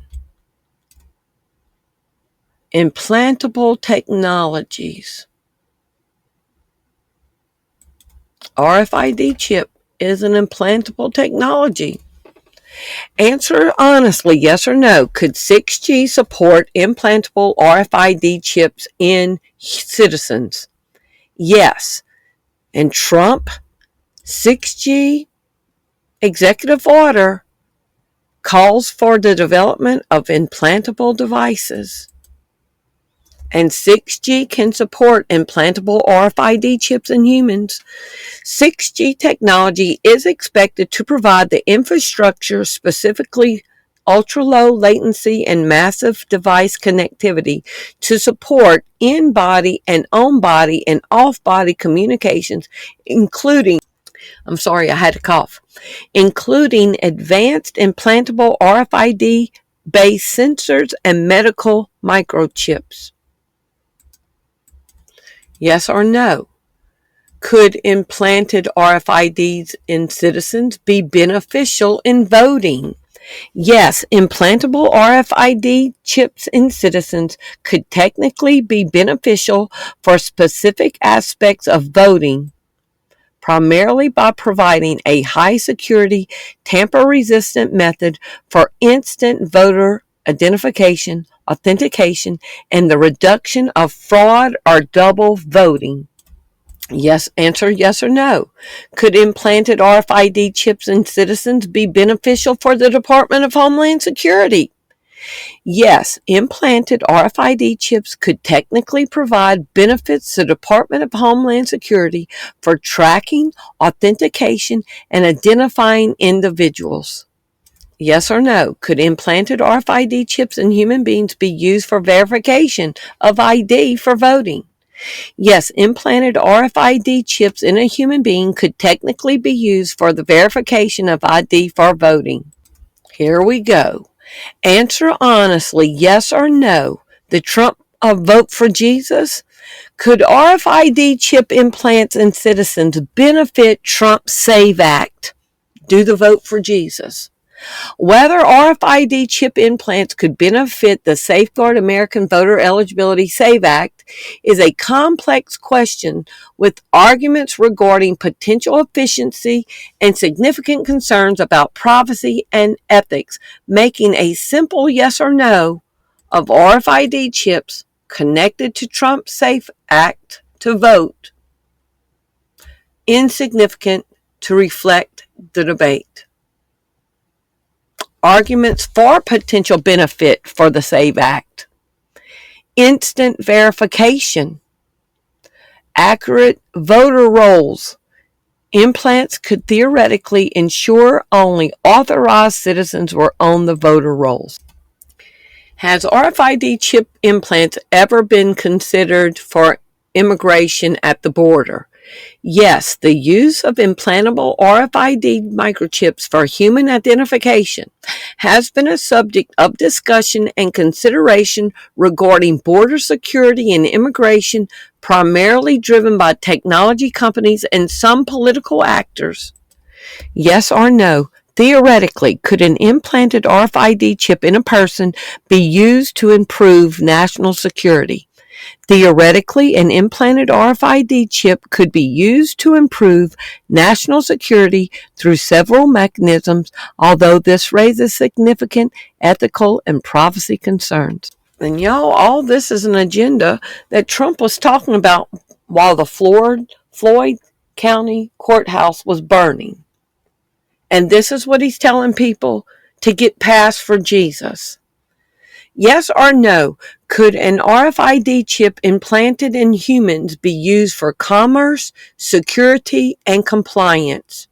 Yes, RFID implants in humans can be and already are used for commerce, security, and compliance. The agency that has the power to round people up, even U.S. citizens, is the same agency that has considered RFID chips in citizens and now has been coupled by Trump in voting and is now replacing TSA agents and is in the airports, and that agency is pro-RFID chips and the building massive detention centers around the country. Jesus told his followers, "Do not fear the coming persecution," specifically stating that some would be thrown into prison for testing, as described in Revelation 2:10. This article from Revelation 2:10, "Fear none of those things which thou shalt suffer.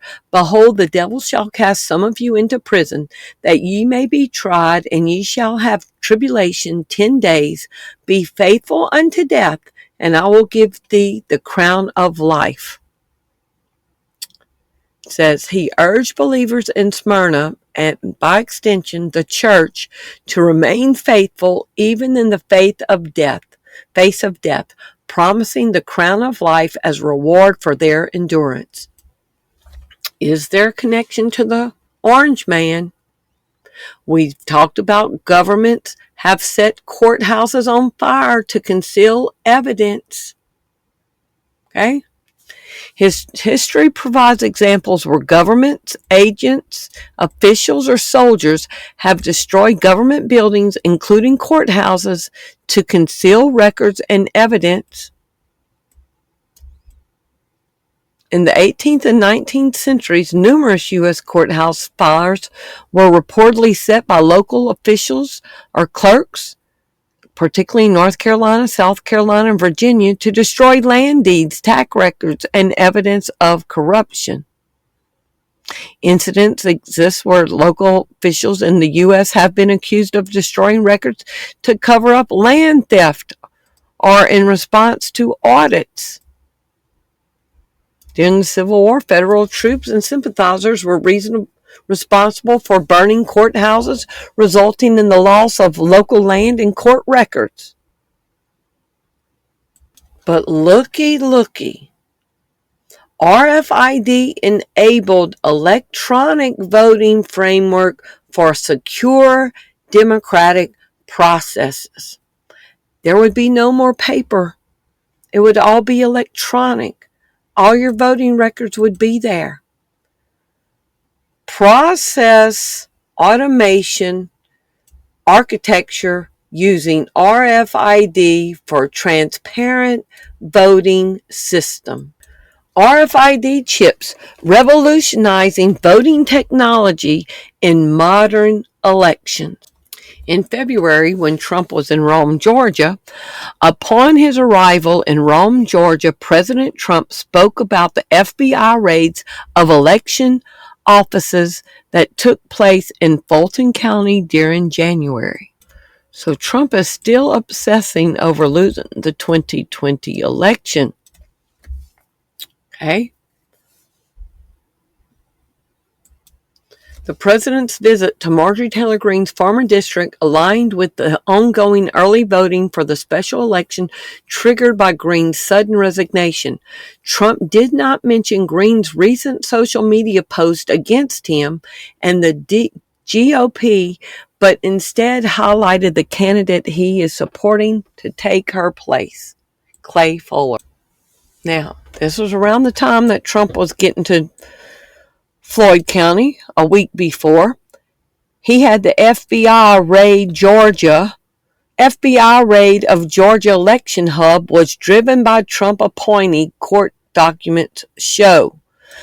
President Donald Trump continues to falsely claim the 2020 election was stolen despite court rulings and investigations debunking any widespread voter fraud, including in Georgia. The FBI last month raided a Georgia election hub near Atlanta and seized ballots and voter records at the urging of a lawyer who had worked with President Trump to try to overturn the results of the 2020 election.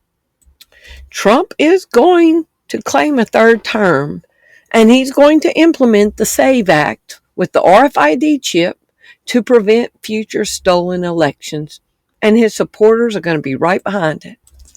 Yes or no, is it possible that RFID chip implants would prevent future stolen elections? Here we go. Yes, it is technically possible that RFID chip technology could be used to enhance the security of voting systems to prevent fraud, according to recent research on RFID-based e-voting systems. Yes or no, is it possible that implanted RFID chips could eliminate fraudulent voting? It is technically possible that implanted RFID chips could significantly reduce or functionally eliminate certain types of fraudulent voting, such as voter impersonation and double voting. Excluding ethical concerns, could an implanted RFID chip serve for the foundation of a digital economy and voter integrity? Excluding ethical concerns, implanted RFID chips could technically serve as a foundational high-security infrastructure for a digital economy and voter integrity, acting as an immutable biological link to a person's digital identity. By embedding a passive RFID chip, typically in the hand, the technology provides a permanent, secure, and convenient token for identifying individuals in both commerce and voting scenarios. Groundwork is being laid, currency that can be controlled by the federal government. I've read the Bible and I believe what Revelations 13, 16 through 17 says, and I just cannot vote for a future system that will do that. Majorie Taylor Greene is telling all the secrets. She said Americans will comply with the digital ID or they'll get in trouble. They won't be here. It'll be over with for them. They have no choice. Majorie Taylor Greene is telling everything on everybody and everyone all at the same time. She ain't letting nothing slide. If something needs to be told, Majorie Taylor Greene is telling it 100% of the time. Is there a connection? Yes or no, could burning down a courthouse be a form of political punishment against an enemy? Burning down a courthouse can be interpreted as a form of political punishment against an enemy within the specific non-legal context of political violence, terrorism, or violent protest. Could a dictator burning down a courthouse be sent as a message to political opponent? Yes, a dictator burning down a courthouse can be interpreted as a powerful symbolic message to political opponents, typically signaling the destruction of the rule of law, the intimidation of the judiciary, and the absolute concentration of power. Intimidation and fear. Destroying a venue of justice is a show of force, sending a message that no institution is safe from the regime and that opponents will not receive legal protection. It signifies the dictator is above the law, often preceding the suspension of constitutional protection. Targeting political opposition.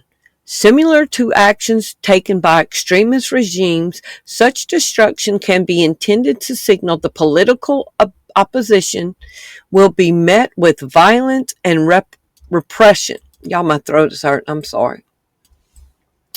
Now, Trump saw some things in Rome, Georgia that upset him, that frustrated him. Majorie Taylor Greene's posting against him. She's attacking him. She's undermining him. He's got an agenda. She's exposing it. Could burning down the courthouse in her hometown be a message to Majorie Taylor Greene? Majorie Taylor Greene, I know where you live. Look what I just did. Yes or no? Has courthouses in the past ever been burnt down to hide government corruption? Yes, historically, courthouses have been burned down, sometimes by officials or law enforcement, to destroy records to cover up evidence of corruption or eliminate records of political machines, include intentional fires aimed at erasing deeds, debt records, or evidence of illegal activity. At the same time, records in in Atlanta, 70 miles away, are being destroyed in Georgia, maybe in Rome. Lawsuits over voting in Georgia. Trump is pushing for voting reforms that could include RFID chips. This is where it's going to start getting good. Yes or no? Is it possible that nations could start moving towards RFID chip implants for voting? It is technically possible for nations to move towards RFID chip implant voting, but it faces significant ethical, legal, and practical hurdles. Yes or no? Is it possible for RFID implants for voting could go global? Yes. It is technically possible for RFID chip implants to be used for voting and for such a system to be adopted globally. Yes or no? Could an implanted RFID chip be part of a new social contract? Yes, RFID chips could be incorporated into the new social contract, but such a development is controversial, faces ethical concerns. We're in an immoral, unethical society, so it's going to happen. Yes or no? Does the United Nations and the World Health Organization and World Economic Forum want a new social contract that can include the RFID chip? Yes, the UN, the World Health Organization, and the WEF have all publicly called for a new social contract. Bill Gates, the UN, Bill Gates, and the Rockefeller Foundation launched the 50 and 5 agenda to make digital IDs, vaccine passports, and CBDCs mandatory to participate in society by 2030. Y'all remember when we were given all these warnings in 2020 about the COVID shots being untested and you're putting unknown chemicals into your body and what could be down the road regarding your health? All the things that we were warning about 6 years ago came to pass, and now we're warning what digital ID is going to do and where it's going to go and the enslavement system it's going to bring. I pray people listen this time for this warning, because this one's real serious. This is going to be your eternal soul. World Bank and Verizon chief say digital ID part of a social contract between the government and citizens. And like I've said before, I am not breaking a covenant with the holy God to sign a contract with men who are devils. Digital ID, part of a social contract between government, citizens, the World Bank, and Verizon chief say. Now listen to Scott Bessent talking about the Trump accounts. And y'all, Scott Bessent came straight over from George Soros' firm. The same George Soros that admits that he topples countries. Listen to what Scott Bessent says about the Trump accounts. I think that I am here to announce the biggest merger in history, merger of Main Street and Wall Street. So thank you. I'm grateful to be with you all. An entire generation of Americans is about to learn in the most life-changing way possible how even small contributions can become generational wealth. And it's all thanks to President Trump. Trump accounts are the president's gift to the American people. They represent perhaps the most groundbreaking policy innovation of modern times, and they are shaped by a simple vision: every American a shareholder. When every American owns a share of the most powerful economy on earth, every American will benefit from our nation's growth. Every American will capture a portion of the productivity gains brought about by AI, robotics, and other world-changing technologies. And every American will be invested in the free market system and, most importantly, its continued success. Trump accounts are not a government program. They are a radically new platform that returns us to a social contract anchored in individual ownership, where everyone starts life on an investing journey. By giving each newborn citizen a material stake in the American dream through Trump accounts, President Trump is minting future investors on every rung of the economic ladder. Now, remember in Trump's 6G executive order talking about AI and robotics and implantable technologies? Listen to what he says. Listen. Will benefit from our nation's growth. Every American will capture a portion of the productivity gains brought about by AI, robotics, and other world-changing technologies. And other world-changing technologies. He did not say implantable devices. He talked about AI and robotics. But Trump's executive order named implantable devices. He said world-changing technologies. Yes or no? Could Trump accounts evolve into implantable wallets? Yes. Based on the rapid convergence of technology, finance, and the specific initiatives mentioned, it is technically possible for Trump accounts, which are designed for long-term growth and under the proposed SEIS Act, may include digital asset indexes to evolve into broader digital wallets. Yes or no? Could digital wallets evolve into implantable wallets? So the Trump accounts could lead to implants. Digital wallets are already evolving into implantable technology, with companies like Walletmore already selling grain of rice sized microchips that are implanted in the hand, similar to contactless bank cards. Could RFID chip implants be digital wallets? Yes, RFID chip implants are already being used as digital wallets. And the Trump accounts can evolve into RFID chip implants, world-changing technology. Yes or no, would a new social contract, an RFID chip, be able to punish enemies? Yes, a combination of a new social contract, restructuring societal norms and laws, and the RFID chip technology used for identification and tracking could be designed to punish individuals labeled as enemies or rule breakers. Enemies and rule breakers could lose everything. Yes or no, does Trump consider Marjorie Taylor Greene his biggest political enemy? Based on recent reports, yes, Donald Trump has publicly and harshly turned against Representative Marjorie Taylor Greene, calling her a traitor, wacky, and a ranting lunatic. So he could turn off an RFID chip for his enemies.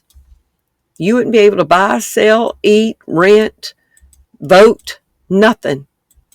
Was burning down the courthouse, telling a cue to tell Marjorie Taylor Greene, don't open your mouth anymore.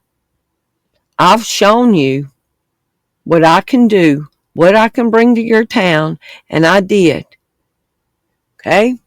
Could a president or a dictator send a message to a political enemy?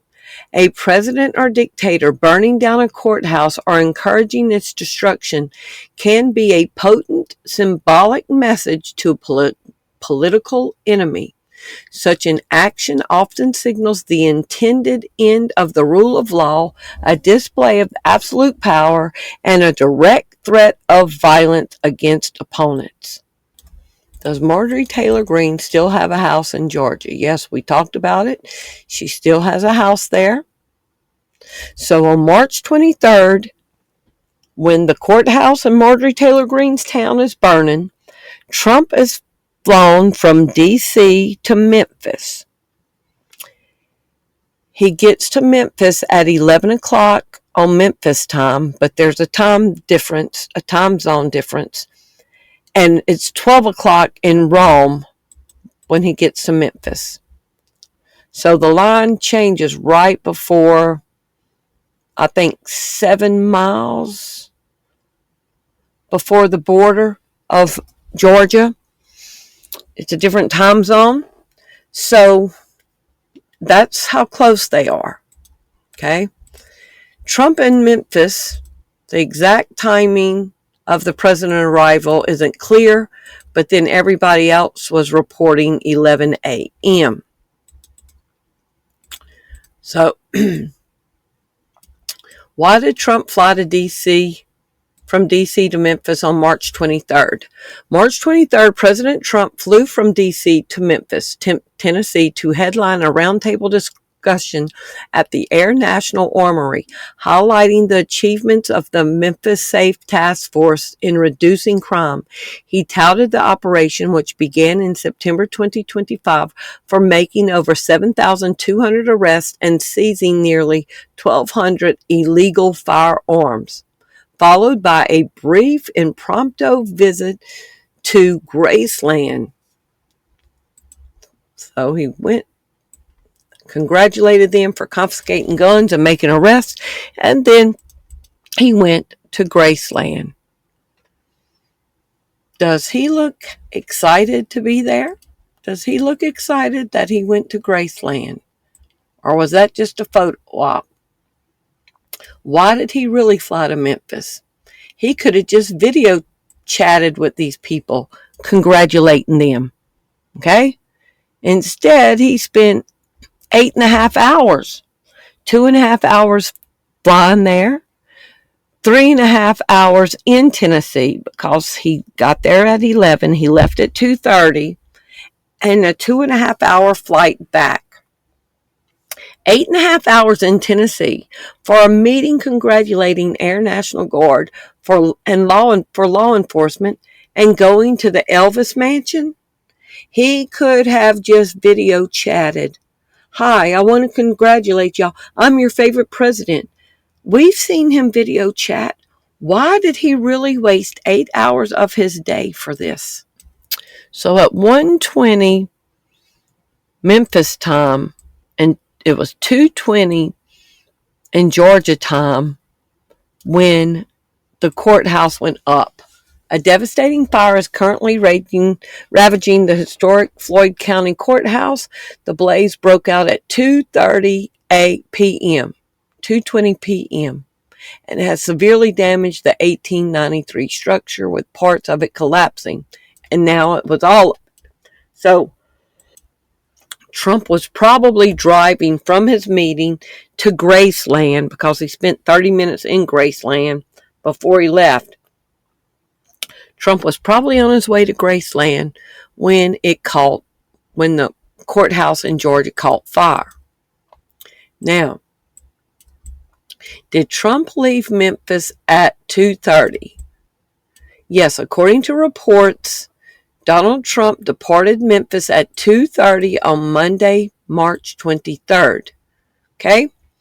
So, I imposed a Tennessee map on top of this, and at the end of this red line is Nashville. Okay? So that's Nashville. So here's Memphis. The red line is Memphis to Nashville. Okay? So Trump departed Memphis at 3:30 Rome time. The fire has been burning for an hour at this point. It takes 30 minutes to fly from Memphis to Nashville. To fly from Memphis, Tennessee to Nashville, Tennessee in Air Force One, would it take 30 minutes? Yes, it is highly likely that Air Force One, a Boeing 747, could fly from Memphis to Nashville in about 30 to 35 minutes. While commercial flights take roughly 55 to 60 minutes, Air Force One flies at much higher speeds. So Trump left Memphis at 2:30. That's 3:30 Rome time. 30 minutes to get to Nashville. So by the time he gets to Nashville, the fire would be burning for about 40 minutes, an hour and 40 minutes. So here's Trump's plane 30 minutes after he leaves in Nashville. So the distance from Nashville to Rome is a straight line like that. How far is it? Once Trump is flying and gets to Nashville, how far is he from Rome? Nashville to Rome, as the crow flows, is 120 to 130 miles away. So he's up in the sky, 30,000 feet, and Rome is about 125 miles away. Could a plane in the sky see a courthouse massive fire 125 miles away? Yes, a plane flying at typical commercial cruising altitude could absolutely see a massive 125 mile away fire. So Trump is in the sky and he's seeing all the smoke while he's flying past Nashville. So this is just like a made-up picture. Him flying 125 miles away, seeing the courthouse burning in Georgia. Could a plane in the sky see the fire that far away? Absolutely. So I put arrive at 11 in Memphis. That's noon in Georgia. Depart Memphis at 2:30. That's 3:30 Georgia time. So when Trump headed out, he saw it because the courthouse was fully engulfed by the time he made it to Nashville. It would not have been no mistaking the fire. By the time Trump got to Nashville, the Floyd County Courthouse was fully engulfed. I'll put, was the Floyd County Courthouse fully engulfed in flames by 3:30? Yes, the historic Floyd County Courthouse in Rome, Georgia was heavily involved in flames and suffered massive destruction, including the collapse of its tower by the 3:30 hour on March 23rd. And remember we heard earlier that Trump was the mob boss? You remember? And Kash Patel and Bondi were foot people? Would a mob boss want to fly over a landmark he ordered burned? Yes, a mob boss might want to fly over a landmark he ordered burned, as such an act aligns with the psychological profile of a criminal leader, which often includes high levels of grandiosity, narcissism, and a desire to see the results of their power. Sense of grandiosity and power. Mob bosses often exhibit parasitic behavior, emotional coldness, and a lack of remorse, viewing themselves as untouchable. Viewing the destruction personally acts as a power move. And Trump says no Department of Homeland funding until Democrats vote and pass his voting record. Y'all, it might seem repetitive, but it's all going to come together. The Save America Act explained how the new Show Your Papers voting bill is even more extreme than the Save Act. They've added to it. Courthouse burned to the ground. Is the orange man connected? And what will the consequences of non-compliance be to his new Show Your Paper system? Now, I found this very interesting. In Estonia, on the other side of the world, is Estonia leading the way on digital ID and citizenship? Yes, Estonia is considered a global leader in digital ID and citizenship, often regarded as the world's most advanced digital society, with 99% of government services available online. Its secure blockchain-based national ID card allows residents to sign documents, vote, and manage affairs anywhere. Before Pope John Paul died, you can tell it's 3 o'clock in the morning. I'm getting tired. Pope Francis, before he died, became an e-resident of Estonia.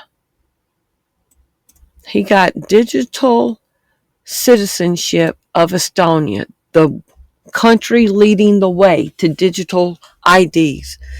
Estonia e-governance revolution is hailed as a voting success. So why are so many U.S. states pulling in the opposite direction? Estonia's EID, the cornerstone of a seamless digital society. Vote online. Understanding electronic identification for secure voting in Estonia. Voting. Y'all see all that?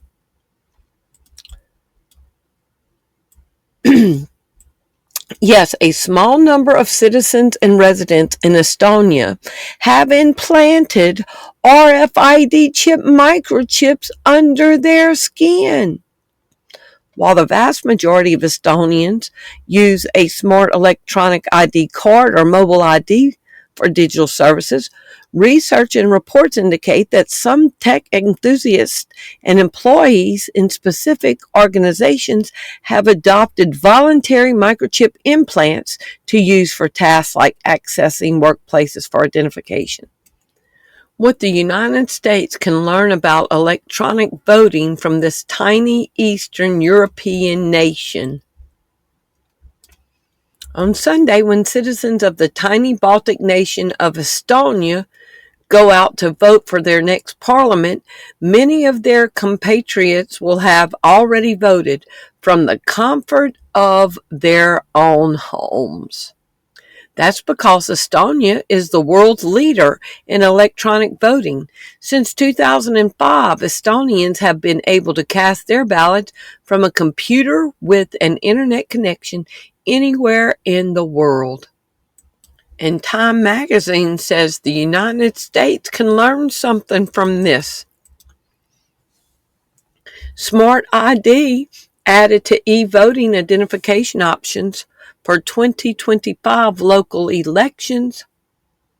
According to a decision taken by Estonian National Electoral Commission, starting from the local government council elections this October, voters will also be able to identify themselves with a Smart ID Estonia in addition to other options of using an ID card or mobile ID.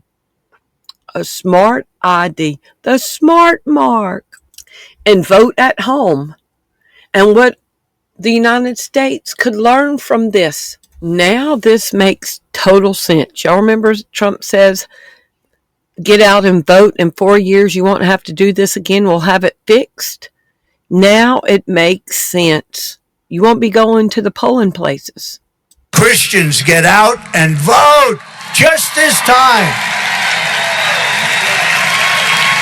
You won't have to do it anymore. 4 more years, you know what? It'll be fixed. It'll be fine. You won't have to vote anymore, my beautiful Christians. I love you, Christians. I'm a Christian. I love you. Get out. You got to get out and vote. In 4 years, you don't have to vote again. Get out. Get out and vote. So get out of your house and go vote. In 4 years, you won't have to do this again. We'll be voting with a Smart Mark ID from the house. Not me in Jesus' name. Hopefully not you in Jesus. What's next, beautiful Christians? Trump's selling. So there's some people in Estonia that already have the implants for voting and identification. Look at this. Radio frequency identification based voting system and RFID chip voting system using the Internet of Things. This is from last year. Could 6G in the Internet of Things work with a smart implantable RFID chip to allow for voting? Trump's executive order on 6G that has to run implantable technology? Yes, the combination of 6G enabled Internet of Things and smart implantable RFID chips could theoretically work to allow for voting. 6G is expected to provide extremely low latency, massive device connectivity, and enhanced security necessary to handle real-time biometric and identification data from such devices. Yes or no, is it plausible that in the future, with all of the technology in 6G and the Internet of Things, that the future of voting could be an implanted RFID chip? Yes, based on current technological trends, the development of 6G, and the expansion of the Internet of Things, it is plausible that implanted RFID chip could be used for voting. Think on that. Does that bring any thoughts to your mind? And he causeth all, both small and great, rich and poor, free and bond, to receive a mark in their right hand or in their foreheads, that no man might buy or sell, save he that had the mark or the name of the beast or the number of his name. And here is wisdom. Let him that hath understanding count the number of the beast, for it's the number of a man, and his number is 666. Now, Scott Bessent said the Trump accounts could evolve into a digital wallet. And a digital wallet holds digital currencies.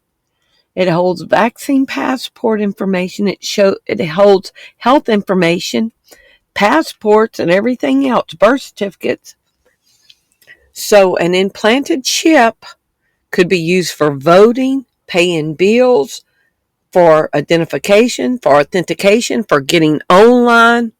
But a chip is coming. I get in Trump says, what did Trump say? Now we know the Antichrist is going to be brutal for the people that don't go along with this. And what does Trump say? He says, I get even with those not loyal to me. I believe in an eye for an eye, and I will wipe the floor with my enemies. What do you think he will do for people that will not worship him? What do you think he will do to people he feels are not loyal to him? Now, Alex Jones is going to cuss in this, but listen to this. And I'm watching it sink by its own doing. And so this is horrifying. And so, but I can't sign on to covering up Epstein. I can't sign on to World War III. And so that's why I tried to promote the optimism, because I fucking need this, man. Like, I want to fix the country. I want to turn it around. So it's not that I was delusional. And I still hope we can turn it around, but I just... Sorry, go ahead. You get what I'm saying? I get it. And listen, like I said, I don't think that everybody that supported Trump was being dismissive about these concerns. I get it. You know, we all wanted to believe. I was 18 years old when Trump ran in 2016. And I remember getting in fights with people. This is my whole life too. At 18 years old, I wore the MAGA hat at Boston University, one of the most liberal campuses in the country, and became a pariah on my college campus. It's sad to see something you fought and bled for die. Yeah, and that's my whole adult life. I know that's a huge part of your life also, and now we're witnessing it's totally unraveling. It's an utter and complete betrayal. It's heartbreaking in many ways. And when I try to salvage it with people, I get attacked as a liberal, which is when these people doing that can't even find Iran on a fucking map. Yeah, well, what's called for is for us to be sober-minded about the entire thing, because there's a lot of Trump haters. I've been a realist the whole time, but was hoping, and now I'm just not even hoping. I'm just going to be a realist. Yeah, I mean, and really, it's okay to have hope. I mean, we hope for a better future, but we got to be brutally honest about what this administration has become. So a lot of blunders are coming off people. They're not MAGA. Trump remarks on Tucker Carlson and Megyn Kelly's Iran criticism. Donald Trump cut Tucker Carlson out of MAGA. He's lost his way. That's how he marked Marjorie Taylor Greene. Trump says Marjorie Taylor Greene has lost her way for criticizing his foreign policy. Trump slams his own supporters as weaklings for falling for what he now calls Epstein hoax.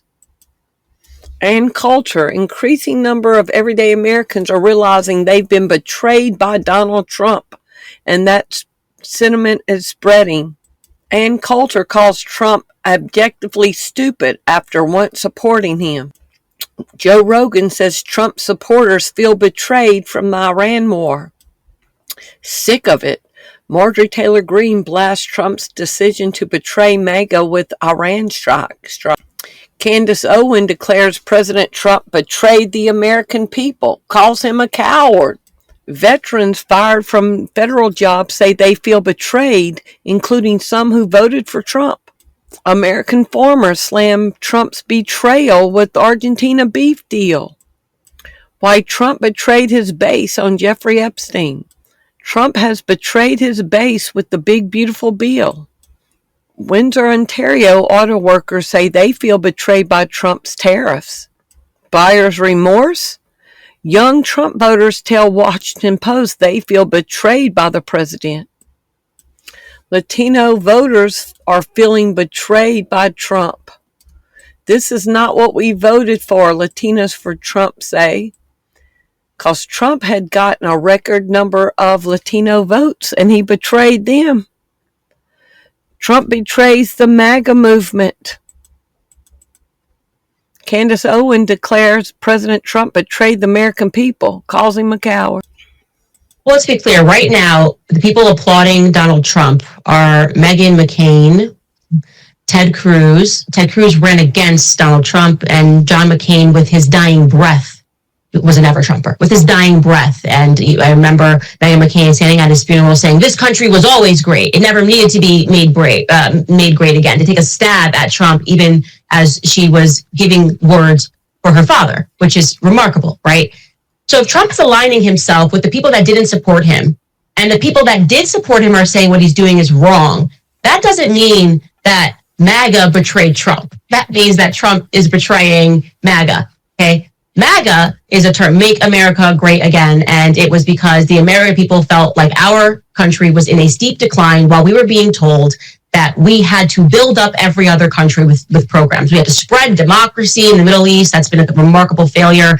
And at the same time, our veterans are coming home and they're being treated like crap. We talked about the farmers. We talked about the ranchers. That was the vision that Donald Trump painted that made me get behind him. And I took a lot of bullets for that. And I still don't regret voting for him against Kamala Harris because I still believe he was the better candidate. But this is a betrayal, plain and simple. There's no other way to say that. Well, let's speak.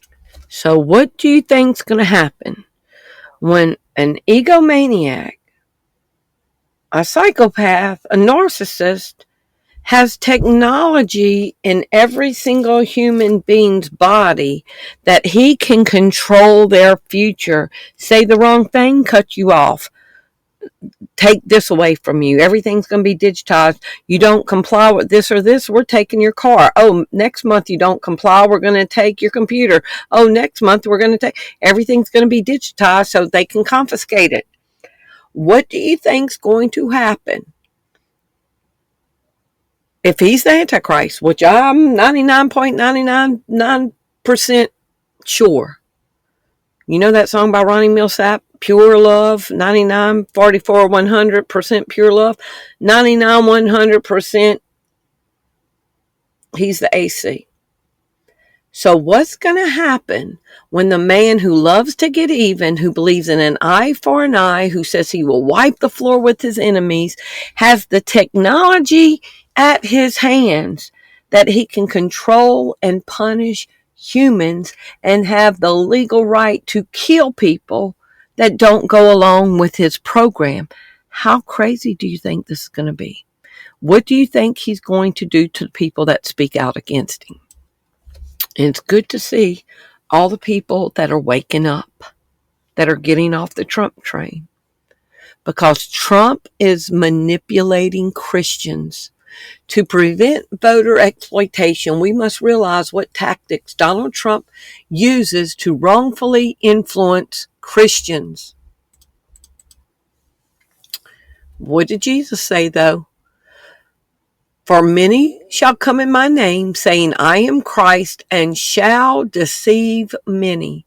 For thou shalt arise false Christs and false prophets, and shall show great signs and wonders, insomuch that if it were possible, they shall deceive the very elect, the chosen of God. Yes or no? Our two major policy issues for Trump are to control illegal immigration and secure voting. Yes, controlling illegal immigration and implementing stricter voting security measures were two of the primary policy platforms of Donald Trump's 2024 campaign, frequently highlighted in public appearances and campaign documentation. Yes or no? Could an implantable RFID chip be used for immigration and homeland security and voting? Trump's goals. Yes, implantable RFID chips could theoretically be used for immigration tracking, homeland security, and voting, as the technology enables unique, non-contact identification and authentication of individuals. Y'all, Jesus said, don't take no implantable devices. To the people that say Jesus is my savior and Trump is my president, the Bible says a double-minded man is unstable in all his ways. Jesus said, do not take an implanted device. But Trump supporters say Trump wouldn't push an implantable device on us. But people are deifying Trump. To treat, worship, or regard someone or something as a god, or to glorify them to an extreme divine status. It involves elevating a person or a concept of a position of supreme worth, essentially putting them on a pedestal. And I wanted to talk about all these pictures of Trump with Jesus. Y'all, these pictures are not out of the Bible, okay? Holy men of God were not inspired to draw these pictures of Trump with Jesus as a prophecy and put these pictures in the Bible. These are just Trump supporters who are artists that painted these pictures that are influencing people's minds that Trump has been sent from Jesus.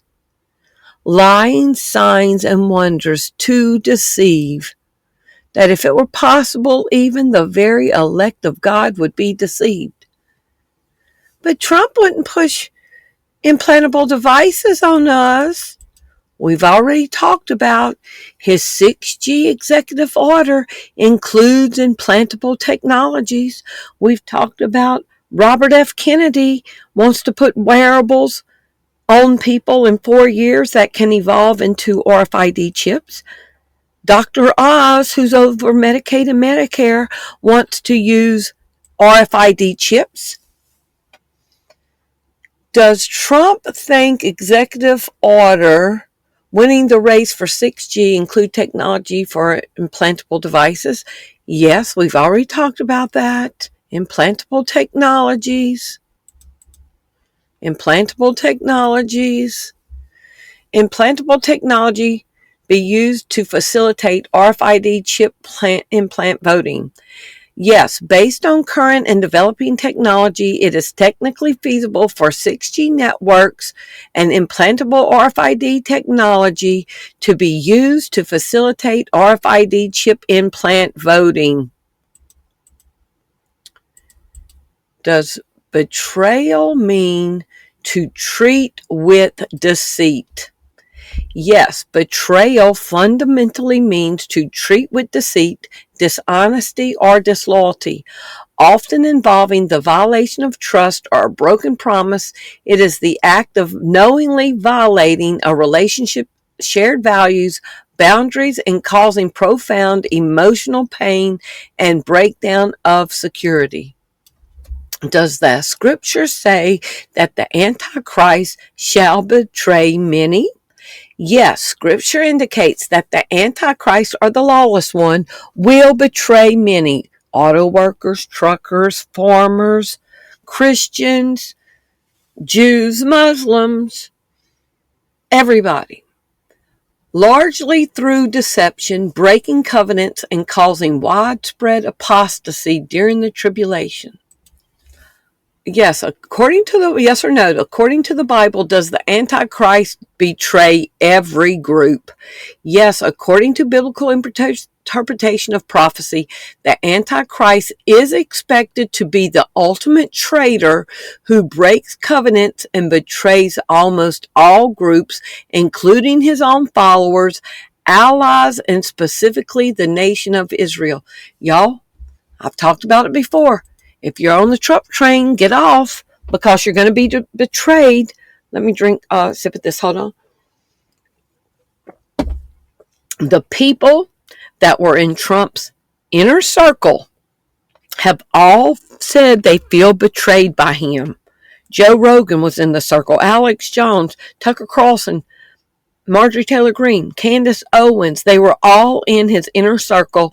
They all feel betrayed by him. But people that have never met Trump, that just watch him on TV or look at him with these pictures that somebody else painted of him looking like a deity with Jesus, don't think that he can betray them. But have you been betrayed by your best friend? Have you been betrayed by a family member, somebody you knew? Have you been betrayed by a spouse, somebody you thought you trusted, somebody you knew 10, 15, 20 years and they betrayed you? But you don't think a man that's cheated on all of his wives, that's had shady relationships with all kind of people, including Epstein, that lived a life of deception, you don't think he would betray or deceive you? Don't put all your hope and eggs in one basket on Trump. Put your hope in God. GOP senators are warned, don't betray Trump. Trump pushes for executive order loyalty risk undermining the federal workforce and Constitution. Federal workers are being asked to prove their loyalty to Trump's agenda, but history shows that when politics overtakes merit, government performance suffers. So I did a video on this last year. Trump is asking you federal people that are applying for jobs to write an essay on their deep loyalty to Trump. When has a job applicant ever had to write an essay about loyalty to their boss? Donald Trump as Don Corleone, I need loyalty. I expect loyalty. Yes or no? Will the Antichrist demand loyalty, yet betray many? Yes, according to biblical prophecy and interpretations regarding the end times, the Antichrist is described as a figure who will demand total loyalty and worship, and he will also betray many. He will want you to worship him, but he's going to stab everybody in the back. Initially appearing as a charismatic peacemaker, he will break a 7-year covenant in the middle of the period, demonstrating his treacherous nature. He is described as a worthless shepherd and a deceiver who will destroy many while they are at ease. He is expected to betray his followers. Fact sheet: Donald Trump addresses risks associated with Miles Taylor. Eradicating government betrayal. Trump is committed to ending the weaponization of government and believes that those who engage in such conduct should not have access to our nation's secrets. Yes or no, according to the Bible, will the Antichrist betray Christians he pretends to support?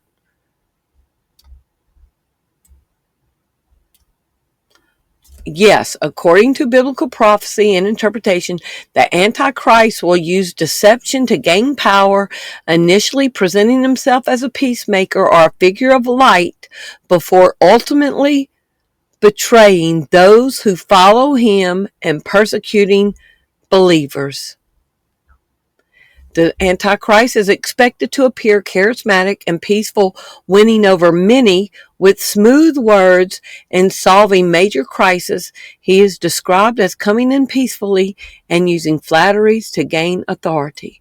Yes or no, according to the Bible, will the Antichrist betray Christians and kill them if they refuse to worship him?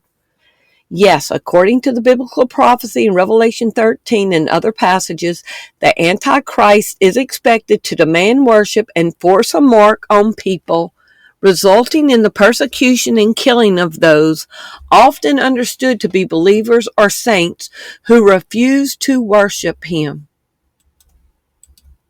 Scripture, ye shall be handed over. The phrase ye shall be handed over are variations like deliver you up, hand you over, refer to a prophecy by Jesus Christ regarding the intense persecution his followers would face.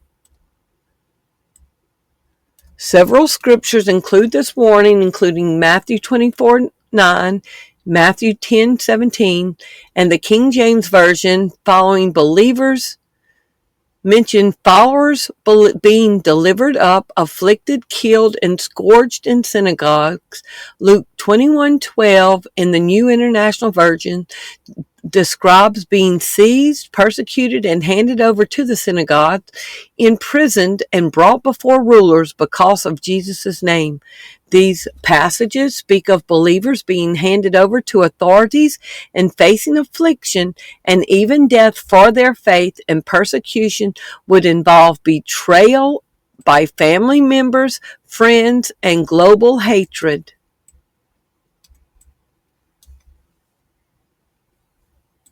These events are also presented as opportunities for testimony before rulers and nations.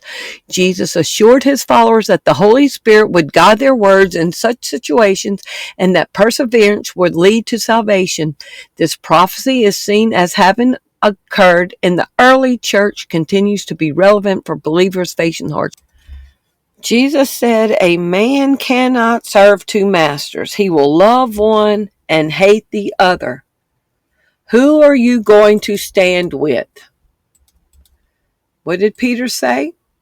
We must obey God rather than man. Revelation 13:15. And he had the power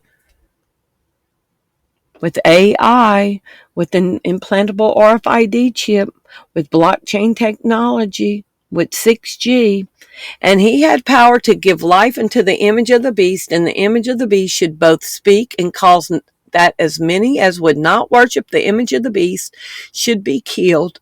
And he called us all, both small and great, rich and poor, free and bond, to receive a mark in their right hand or in their foreheads, and that no man might buy or sell save he that had the mark or the name of the beast or the number of its name. Here is wisdom.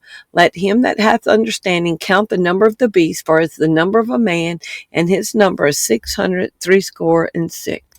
And Jesus warned in Revelation that the people that take the chip are going to get a grievous sore on their body. In Revelation 16:2, the first angel pours out a bowl of God's wrath onto the earth, causing a noisome and grievous sore, painful, foul, malignant ulcer to break out on those who worship the beast and accept it as mark. This punishment signifies divine judgment for apostasy.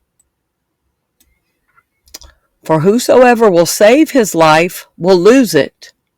So if you say, oh, I got to take the mark of the beast, I got to eat, I got to protect my family. Whosoever tries to save their life like that in the flesh are going to lose it. And whosoever is willing to lose their earthly life for Jesus' sake will find it. God will give you the eternal death for taking the mark of the beast. And the Antichrist will kill the human body of all those who refuse to take the mark of the beast. But what did Jesus say? Fear not them that can kill the body, but are not able to kill the soul, but rather fear him which is able to destroy both the soul and body in hell. We must obey God rather than man. Okay? Many people are going to take this mark. They're going to cave. They're going to take their mark. But if they're trying to save their life, they're going to lose it. They're going to end up in eternal damnation. And this few little people, narrow is the way that leads to life, and few there be that find it. They might lose their life, but he that loses his life, who is willing to lose his life for Jesus' sake, will find eternal life. You can't say, well, I'm going to be scared to stand up to the Antichrist. Jesus says, whosoever shall deny me before men, I will deny before my Father which is in heaven. You can't say, oh, I'm scared to tell them no. I'm scared to tell them no. I'm scared to say I love Jesus. Jesus said, if you're ashamed of me, I'm not going to confess you to the Father. And what is the first group of people listed in Revelation 21 who are going to be thrown alive into hell?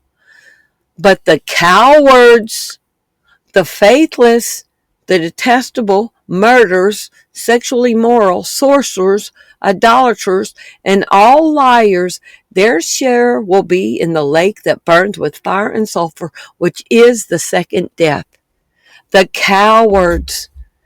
You have to stand for truth and righteousness. Because do you want to share eternity with the devil? And the devil that deceiveth them was cast into the lake of fire and brimstone, where the beast and his false prophet are, and shall be tormented day and night forever and ever.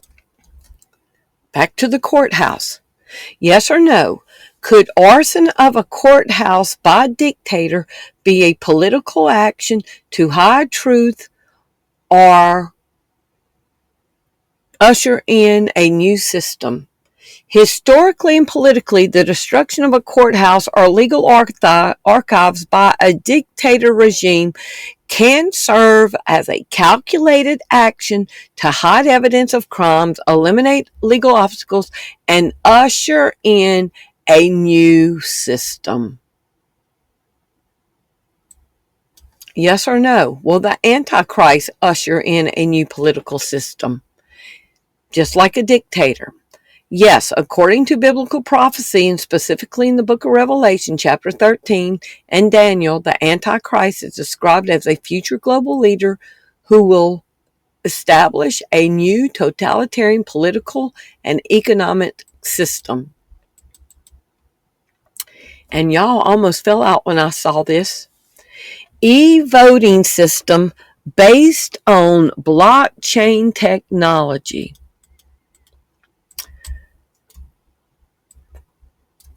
Does crypto voting include crypto? Crypto voting. Does crypto voting include crypto? Yes, crypto voting can include cryptocurrency, primarily in the context of decentralized governance where owning cryptocurrency, specifically tokens, grants voter rights, or in campaigns funded by crypto assets. Y'all, this is if you own specific tokens.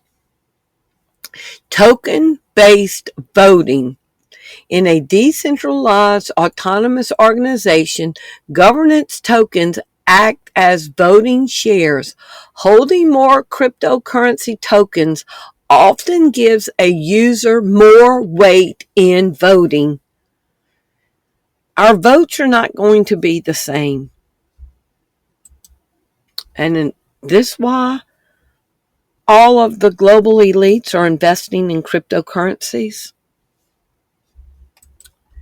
Yes or no? Could Trump's executive order support crypto voting? Yes, as of 2025-2026, Donald Trump's administration has issued executive orders that, while not directly implementing federal crypto voting, actively promote the blockchain technologies and digital asset infrastructure necessary for such systems. And there are the executive orders that support it. Yes or no? Could crypto voting incorporate implantable RFID chips in citizens? Yes, it is technically possible for crypto-based voting to incorporate implantable RFID chips.